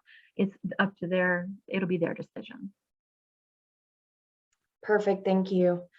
Next question is, are cadets allowed to have a small electric pot in their room for hot water? Yes. And then next question is, if a cadet has been recruited as an athlete, will they receive some type of confirmation of this with the appointment letter? Mrs. Jensen, do you know about this? If they are a recruited athlete, their coach is going to let them know they are a recruited athlete. If they have not heard this, then they are not a recruited athlete. Yeah. Perfect, thank you, ma'am. Next question is, any recommendations on where to stay for Iday as well as Parents Weekend in September? Some parents do like the rent homes. Otherwise, there's a hotel listing. I can send it to you if you want to email me, or it is posted in the files on the Facebook page for the class of 2025. So it'll kind of tell you the ones up north here near the academy. So that's kind of close. So, but I'm happy to send something out. And also in the appointee guide, there's a short listing of what the hotels are closest for Iday. And on the electric pot, I just wanted to say on the appointee handbook, not the appointee guide, I'm sorry, the parent handbook, there's a listing of what is allowed kind of in the dorms, and you have to remember, sometimes it's by class. So it's in there. So just check that out if you have. Perfect, thank you. And then next question is, I lost my spot again. Oh, I found it. Can our appointee wear the Air Force Dole for their high school graduation? I'm not entirely sure. Does anyone on the panel know about that? What was the question again? Can our appointee wear the Air Force Dole for their high school graduation? I would think that would be up to the high school, wouldn't it? On whether or not it's allowed or not. Some allow you to do that stuff, some don't. They're civilians. They can wear whatever they want. People wear all kinds of crazy stuff at high school graduations. Yeah, so I would say direct that question to your student's high school and ask them. For the next question is, do cadets qualify for any type of retirement plan? They do. For this class, it should be kind of like a 401k, where you put money in to a fund. So it's more on the graduate than in previous years. Like for myself, when I retired, it was, you do 20 years, you get, half your pay. But for now, they've changed it to where it's more like the civilian sector. And part of the classes, the upperclassmen, they got to choose which one they wanted because they were transitioning. But for this class, they'll have to put money into like a 401k to have that when they retire. Perfect. Thank you, ma'am. I received a direct message that I think is good for everyone to know about, which is the sponsor family commitment on an annual basis. So it really depends on the sponsor family. For some sponsor families, they are military, so they will be moving. I have friends that had their one sponsor family for their first 2 years, and then they got redirected to another sponsor family for the last 2 years. And I had other friends that had sponsor families for their whole 4 years, such as myself. So it really depends on which sponsor family they receive. Could I add something to that?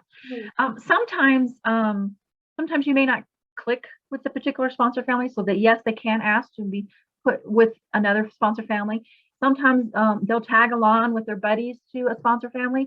So then, you get an unofficial sponsor families where, we just have 10 cadets come over for the weekend.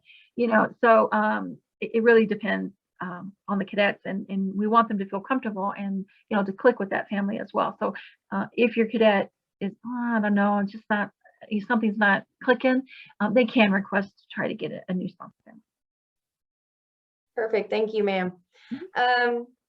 Next question is, are the cadets allowed to bring stationery to BCT to write letters, or is that provided? Every single cadet will be provided a Usafa stationery set, but during their time of basic cadet training, they will be allowed to go to the cadet store itself. And so if they run out of letters or envelopes or anything of that sort, they can buy more. But that will only happen at least about a week and a half to a week into basic cadet training. So they'll rely on that given stationery set. Next question is, will cadets have their own medical insurance? So yes, we all are provided free dental and medical coverage during our time as a cadet, as well as active duty, and that all falls under TRICARE. So they will receive all the information once they come into the academy itself. And then next question is on the use of Can I just calendar. add Oh, something yes. to that?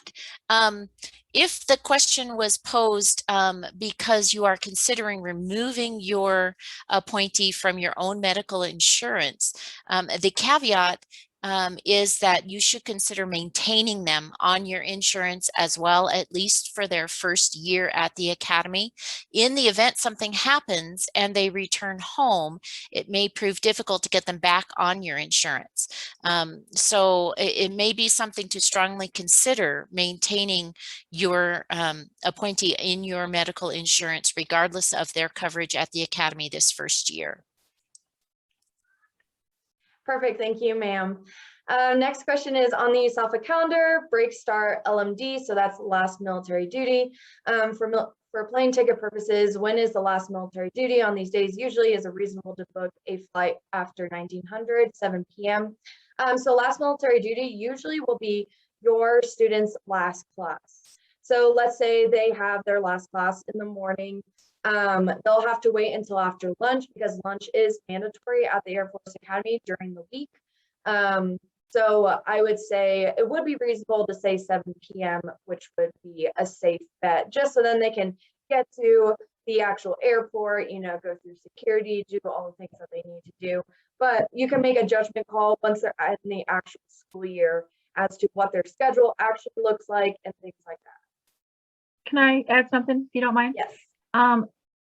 I would wait for the winter break, because in September, they're going to go online to the system to find out exactly when their finals are. So normally it's, I guess, a Saturday, I say it's a Saturday. However, if they take their last final on that Wednesday, they can leave after that final. So you can get a couple more days with them. There is a shuttle. It's a purchase shuttle round trip. They pick them up right here at the academy, and they take them to the airport and they bring them back afterwards. So it's a cost that 10th Force Support Squadron does, like $50 or something round trip. You really can't buy it or beat it. So they will do that for the winter, the Thanksgiving and spring break. On summer break, they're on their own to get to the airport because the cadet schedules are just too different, depending on what's going on. So because there are 3 different sessions for the summer, so they're going to be on their own. So just keep that in mind for vacations, especially for winter break. Wait till you find out when your cadets finals are. And when you're returning for return flights, we ask that you land in Denver at least 3 hours prior to check-in, which is normally around 7 p.m. And this is to allow travel time because of weather. So just keep that in mind. And I'd like to jump in here on this, back to being Mr. Reality Check. All of these questions are excellent and they are necessary, but understand these are the kind of questions that it's very intuitive to ask those questions. We're planning ahead, and in civilian world, we can plan ahead. Save yourself some frustration by understanding that, I'm going to say it over and over, flexibility is really key here, and COVID has made it even worse. So luckily, most of the airlines will give you change fees, but civilian life is we plan way ahead. I'm about to go on the Web Guy speaking tour, and I'm planning my reservations, but I have control over my life. When you enter the military, you serve at the pleasure of the military, and they are a harsh mistress or master, and needs of the Air Force are always going to come first. And so part of the acceptance of this transition that you're in is, I'm not saying just wait and do nothing, but understand that every plan you make, expect you're going to have to change it, and allow for that. So they say flexibility is the key to air power for a reason. So I really encourage you. Everything you're asking is very intuitive. It's really, they're excellent questions, but when they have to do with advanced planning, just understand you have got to stay flexible and keep that open mind. It will make your life and your cadet's life so much easier. So. Yes, flexibility is the key to air power. Should basics bring their instruments to try out for Bugle Corps, which immediately follows BCT? I would say no, don't bring that in for basic ed training itself, just because they'll be carrying everything around with them during that time. But you can ship it out to them if you cannot make it for the parade, if there is a parade. If there's any other insight out there. The Drum and Bugle Corps also have their own equipment, so they should be able to try out with their equipment as well. And then maybe you can bring your students instrument, during Parents Weekend. Perfect. And then next question is it preferred for the cadet to be COVID vaccinated before coming to Usafa? So there was a COVID specific letter given to your appointees within the last day or so. So please refer to that. And please keep yourself muted during the presentation. And then next question is, do you know if we will get to see our cadet at the end of Iday or not this year? I heard in the past they got to see them one last time. I will give that to Ms. Nikovich. Sorry, I'm trying to unmute. Normally on a normal day, you would get to kind of see them kind of go through a processing line and get on the bus. That would kind of be your last visual of your basic. However, this year, no, you won't be able to see them. You can kind of go up by the chapel and look around, but it's hit or miss whether or not you'd be able to see your basic. So no, we don't do a last hurrah. That last hurrah is going to be when they get out of the car. Exactly. Next question is, will the Academy Chapel area be open to parents for viewing the day after Iday this year? So as of right now, the Cadet Chapel is actually under construction. It is in a big box, so you cannot see anything, so no. And then just to clarify, is there anything for parents to do on the Friday after Iday? As of right now, no. I don't I don't know if things might open up a little bit before Iday, perhaps the visitor center, maybe, I don't know, and we won't know till we get a little bit closer. So, and the base is actually closed right now. So unless you have a military ID, you can't get on the installation. So I think the safe answer would probably be no. Perfect. Next question is, what transportation options are available between downtown Denver and Usafa? So there are no transportation options necessarily unless you do an outside agency, but there are transportation options from Denver Airport to Usafa itself for breaks. So they have specific buses that will take your students from Usafa itself to Denver Airport and back for those specific break time frames. And you can buy all of those tickets online, but in terms of actual transportation options from downtown Denver to Usafa, you'll have to do an outside agency for that. But the local caveat there are some local taxis and their drivers have been vetted to get on base. So once the base is, open again and the cadets are, can have a little bit more free time, they can call a taxi to go to Arnold Hall, which is the community center for the cadets. And then, and they can catch a ride there and come back. Right now, I don't think Uber is allowed. Normally, if the base is open, Uber is allowed because they've been vetted as well. So, but at this time, I don't think Uber is allowed because the base is closed. They will also find out most of that information within their squadrons. Again, they're going to be briefed by their chain of command, the cadre that take care of them during basic. Once the academic year transition begins, they will be briefed on that. Your cadet will actually become the source of information for you as opposed to the other way around. So in terms of, and they find out how to get places because other people tell them within the squadron. So they'll be your source of information as well, more than you'll be theirs. Perfect, thank you. Next question is, let's see. Will the cadets hold on to those pertinent in processing documents during PCT, passport, ID, etc.? Yes. They will be in charge of holding all of those items during their time. There is a locked drawer within their actual room, so they can lock all those items away. That's what I did with my items. I put in one of those big manila envelopes and just stuffed it in there. And I didn't touch it unless for the security clearance. And then once the academic school year happens. So they will have to keep track of all of that. And the next question is, will there be an opportunity to visit the academy and do a route recon prior to Iday? Also, how long will it take to get the drop-off area from Northgate to ensure we have our cadet on site at 0700 hours on June 24th. So in terms of the route recon, if you have a military ID, then yes, you can come on base, but if not, then you most likely will not be able to.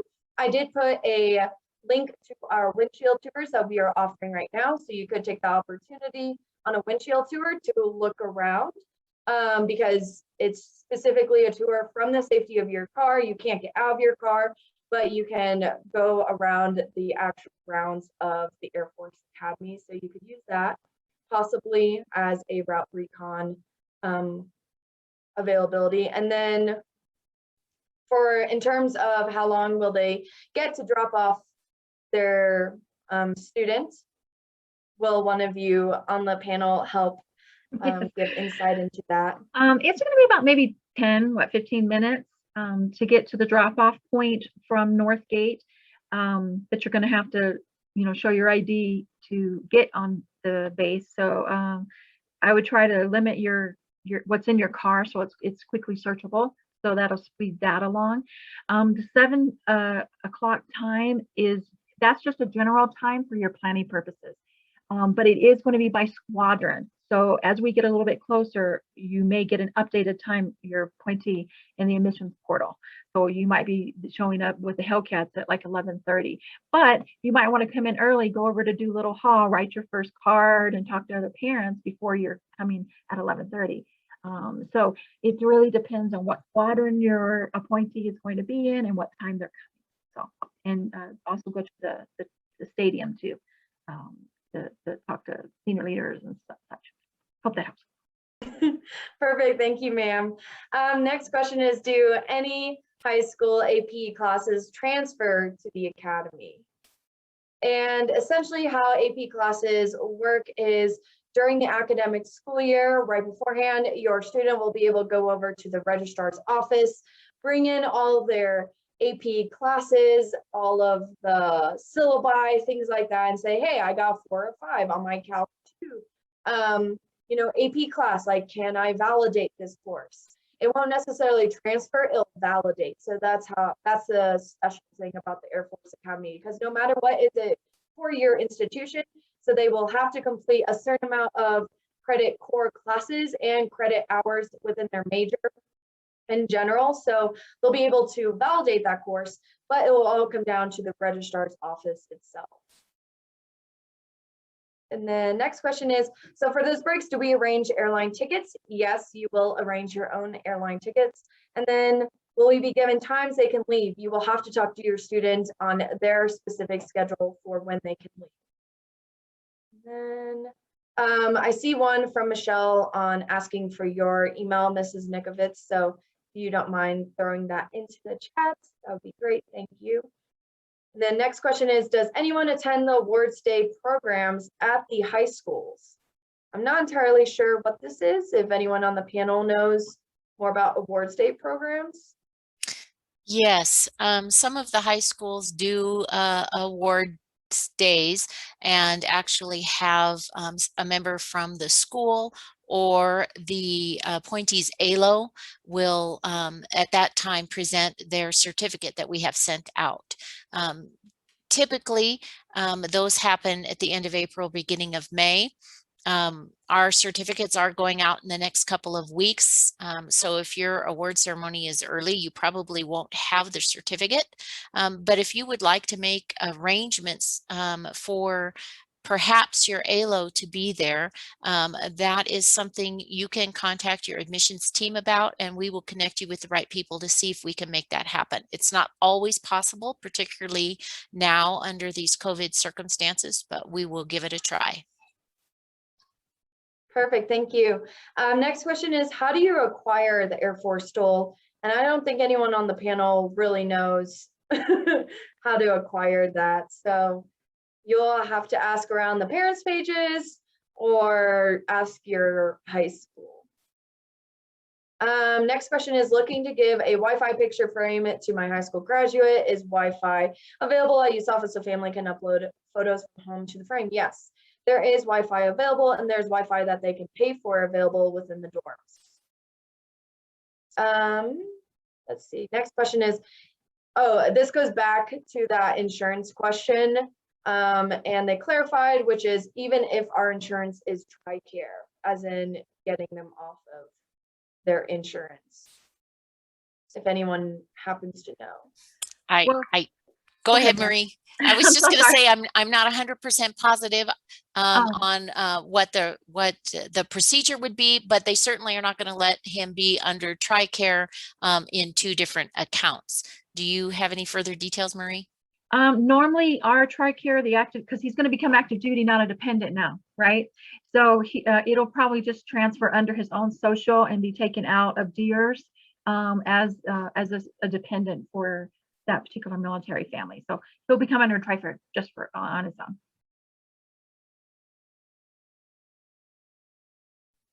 Perfect, thank you.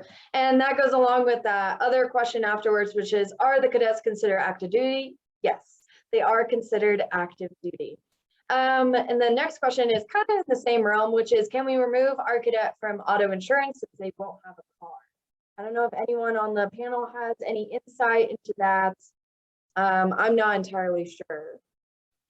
I would assume you can, especially for the first 2 years, because they can't have a car, or maybe you can put it like as a student status, that they're not driving it, or a storage status if you have a particular car. That's a family choice on how you guys want to do that until they are authorized to have a vehicle. Prep school is authorized a vehicle.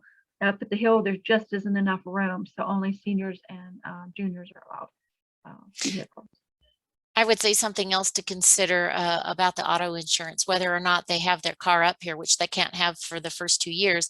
They may be able to borrow cars, in which case that's a consideration as to what kind of insurance you want to maintain as well. Yes, at the Air Force Academy, upperclassmen are always willing to give out their cars to lowerclassmen. So it's super accessible. And if your cadet wants to get off on the weekends, then it may be worthwhile to keep them on that car insurance just in case. Also, don't be bringing cars and keeping them at the sponsor families, because 2 years is a long time to find out you have a car here. And that would be bad, very, very bad. So no, it's not worth it. Don't risk it. Exactly. They can have their car privileges revoked if they are caught with a car when they're not supposed to. So it's really important that they don't get in trouble. And also we hold ourselves to a higher standard here at the Air Force Academy. So it's expected that we will follow the rules. And then I know right now we are hitting a little over the 2-hour mark. So if any of you need to leave, no worries at all. Thank you all for attending today's panel, but we're going to try and finish up the rest of these questions. I know it's been a little long, so don't feel pressured if you have other things to do, but thank you. And we all throw our emails within the chat, so email us if you have any more questions at all. We are happy to help. But continuing on, our next question is, do cadets travel in uniform their first year when leaving on winter break? So yes, they actually travel in uniform for all of the breaks beside summer break. So during their time as a freshman at the Air Force Academy, they are expected to go out within their service dress, which is equivalent to what I am wearing right now. And they will wear that whether or not they're going to a restaurant or to the movie theater or anything in between. And they will wear it for when they're actually traveling. Unless they are going to a foreign country, then they will have the option to wear their civilian clothes just for security purposes and safety. But yes, they will be expected to wear their uniform all throughout their freshman year. Next question is, we are a military family moving from the home of record listed for our cadet. She was appointed in Alaska, but we are moving to Ohio before Iday. Will the flight to Usafa be reimbursable from Ohio, even though that is not her home of record location? Well, that's a cadet pay, but I would assume so, because honestly, the flight from Alaska would be more from Ohio than Ohio anyway. So yeah, just make sure that, they have all the, receipts and everything, so that they can, because they do their travel voucher either the first day or second day somewhere around there. So it's really, yeah, but he should. I would say it is very important for the appointee to let their admissions team know that there is a move-in process. Let us know what the date of the move is. And if they already know what their address is going to be, we will need that information as well. Sooner is better. So please encourage the appointee to contact the admissions team with any move information. Also, please let me know so that I can let the Ohio or whatever parent club you're going to, if you have that address or at least the city, then I can point you to the right local parent club to give you the support as you transition. And sometimes parents will, hey, I'll just go ahead and join, the new parent club and instead of the old one. That way it makes it a little bit cleaner during the transfer. Perfect. Thank you both. Our next question is, my son was recruited as a golfer. Will he be able to drop off his equipment during BCT?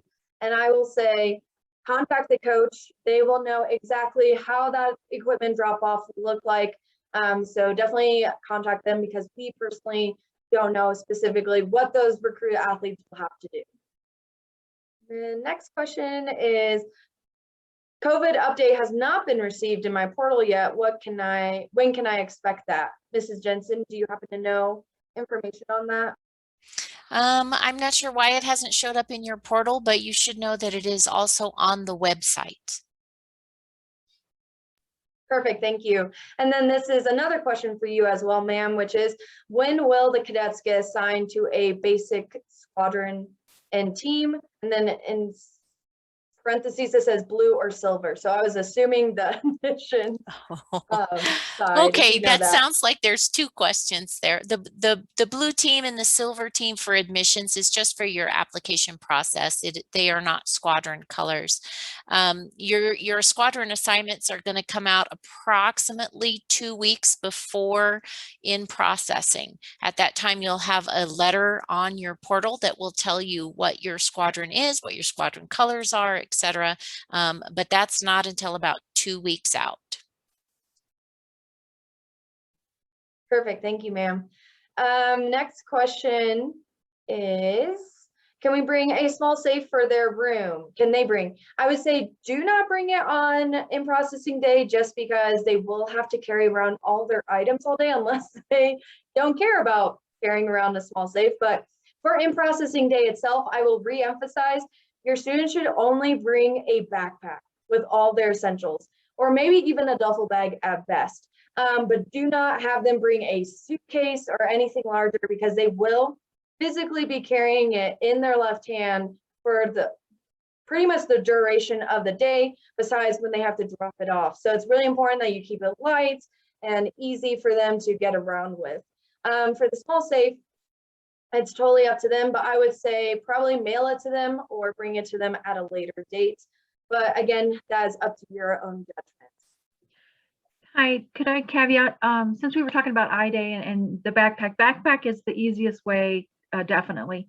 If you decide to purchase boots ahead of time to break them in, wear the boots, because they're going to be getting into their uniform that same day. Make sure you have good running shoes, and they're going to be inspected. If they are not good running shoes, they will be made to purchase them. And some people wear them around their neck, or they have them on top of the back, in the backpack. But just make sure, that those running shoes, any important documents are like with quick, easy access, and that'll make their lives a lot easier in processing day. Exactly. Everything should be super accessible to your students, just because they'll be so overwhelmed. I'm going to be honest, when I went through, I was absolutely overwhelmed. Like, my brain left me immediately when you're in there, because there's people on talking to you, you're overwhelmed, you're not with your parents anymore. There's just so much going on, a lot of moving parts. So as long as everything's super accessible, that is the best thing possible. And also, they'll just be more stressed out if they have a large suitcase that everyone is looking at them thinking, why did you bring this? But next question is, what about bedding? So yes, everyone is given bedding during their time at the Air Force Academy, and that's also important because all of the basic cadets and going into their actual freshman year, they will have a certain way they actually have to present their bed. So it has to have a cuff and a collar. It has to be like 16 inches or 12 inches from the headboard. There's this whole thing that they will gain all that access once they get into basic training as to how their bed will look. So no, do not give them any bedding. Once recognition is over, which will occur in the March timeframe, they should be able to have their own bedding at that time. So wait until then. But for now, they will be issued everything. Everything that you see within that appointee handbook that says bring those items, don't add anything else. And then their other question was also, do they bring the usual school supplies or are they issued? They will also receive a good amount of school supplies, but they'll have time in between basic ed training and actual academic school year to buy what they need. And then I think Mrs. Nikovitz, were you about to say something? Some of the question is, I saw an earlier question I thought about laundry for clothes. Their uniforms and everything is going to be provided. PT gear, it's all going to be laundered together, which is why they want the white socks and the white t-shirts and all that, because it all gets washed together as like a squadron. So yes, they do. However, if they get money taken out monthly to pay for this, for them to get their uniforms washed and all that. If they are unsatisfied for some reason, they can go to their AOC and get permission to use the 10th Force Support Squadron and pay an additional, but that money will still be taken out. So keep that in mind. Exactly. And then the other half of the question was how do we get them to them in time for classes after BCT, but before parents' weekend? So a lot of people send stuff via mail. I would say the mailroom is definitely the best way to get your appointee their items.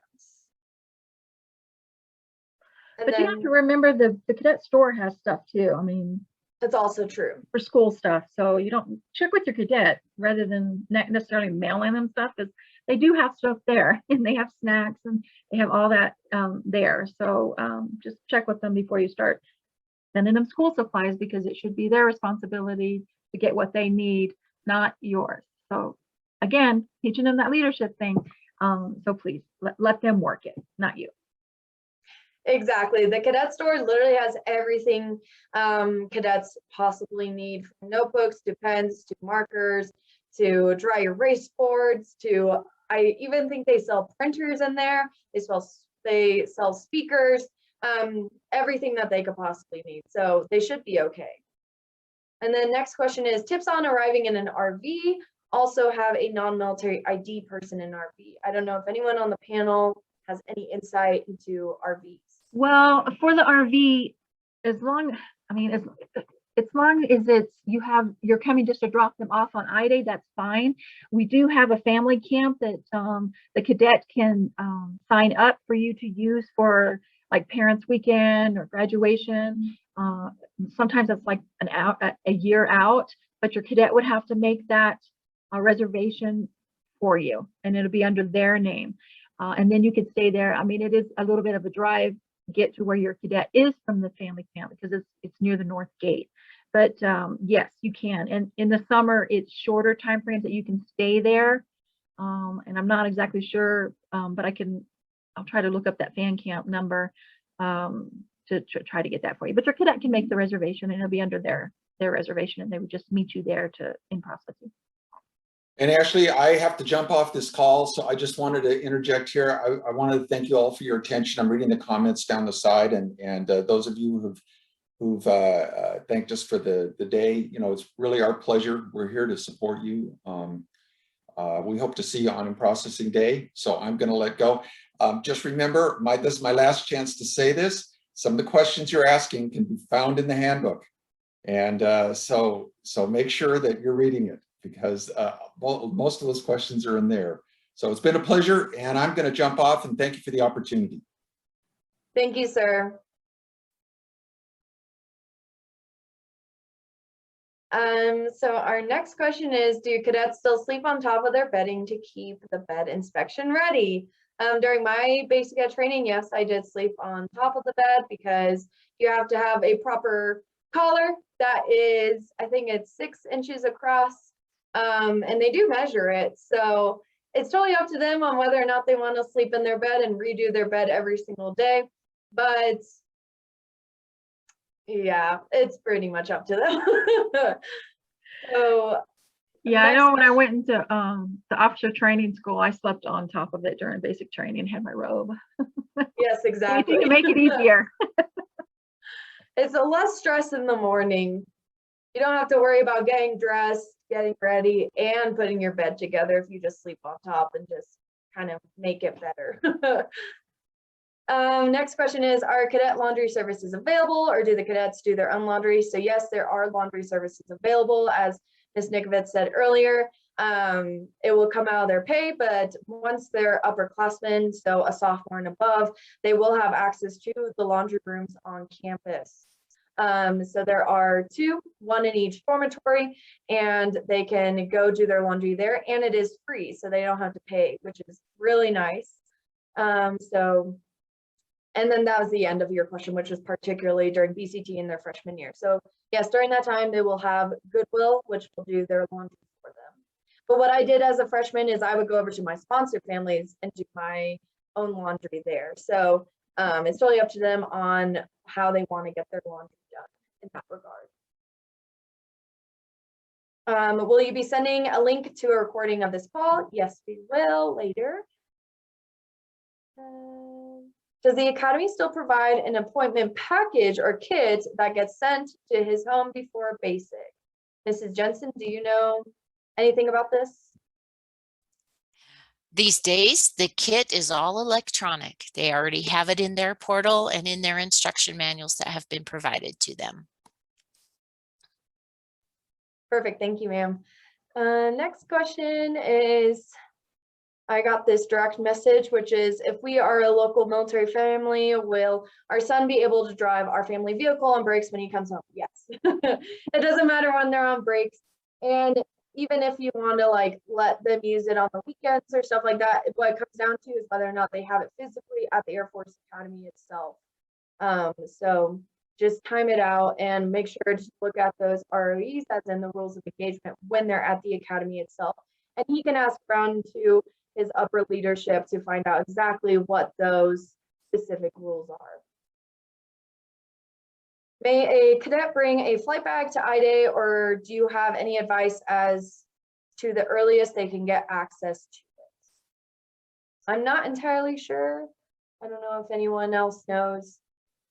I'm assuming when you say flight bag, it is like actual, like your cadet or your appointee is a pilot on their own, and you're trying to bring equipment. If that's the case, no, don't bring that. You just bring the necessary, what the checklist says in the appointee guide to bring. And then for the flight bag, just bring it later. You have to remember, they're going to be in transition.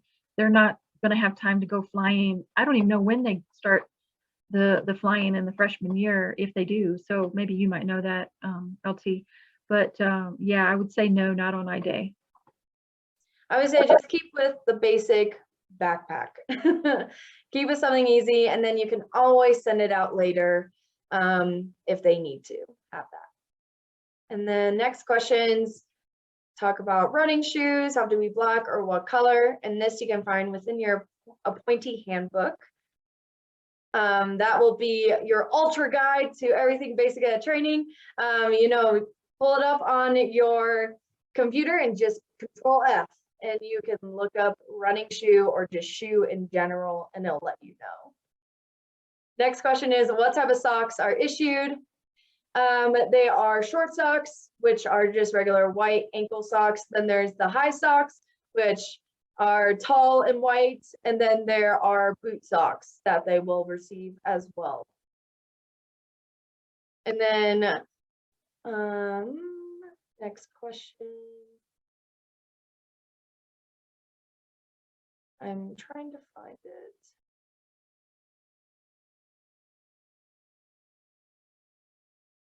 Oh, I think we caught up, unless there's something that I missed. I do see one, and perhaps you've already mentioned it. Melissa was saying her daughter is very independent, and I didn't even know there was a handbook.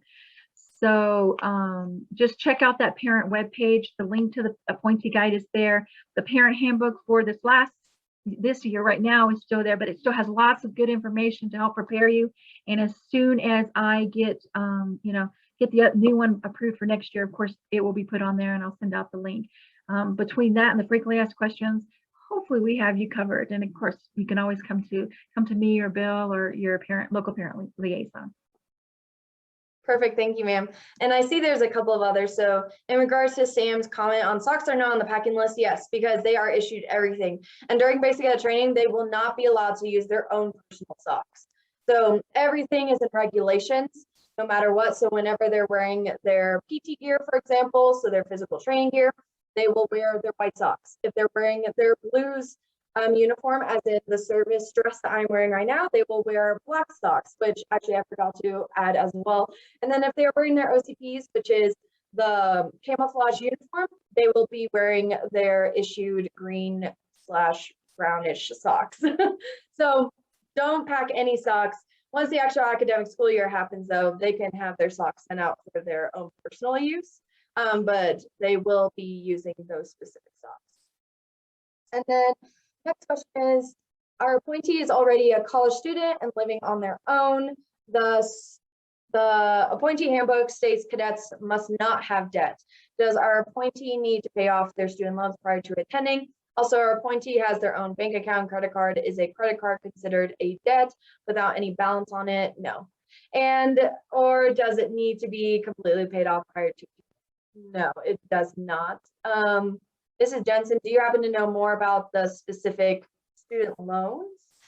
I do not. I would recommend contacting the Cadet Finance and speaking to them directly. They will have more details on that. And I'm looking ahead a little bit. There was a question about the taxes as well. And again, there is a small section in the appointee instructions about taxes. But I also recommend, after reading that section of the book, also talking to Cadet Finance. And then Ms. Nikovitz, were you gonna add something? Yeah, you'll be able to, and more information is also on the frequently asked questions for this, for the taxes especially. You get to keep them for half a year.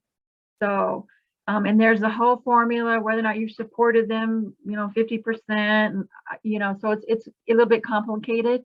But it's in the appointee guide, a little paragraph, but there's more on the frequently asked questions and in the parent guide on that.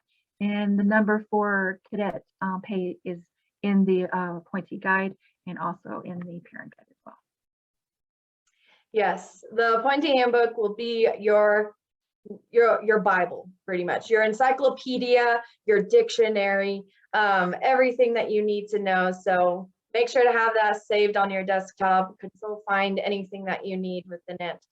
But I think we have caught up on all of the questions. So we are sitting at almost 2.5 hours, but we are so happy to be here. I mean, this was great. You all were super interactive, and being able to answer your questions is our #1 job and things that we love to do. So we're just glad that you all were able to make it today. But again, our emails are within the chat. Feel free to email us if you have any more questions at all. We'll be standing by. But appointee handbook, I will re-emphasize that one last time, appointee handbook. That will be your #1 go-to. But yes, again, thank you all for attending, and congratulations to your appointee.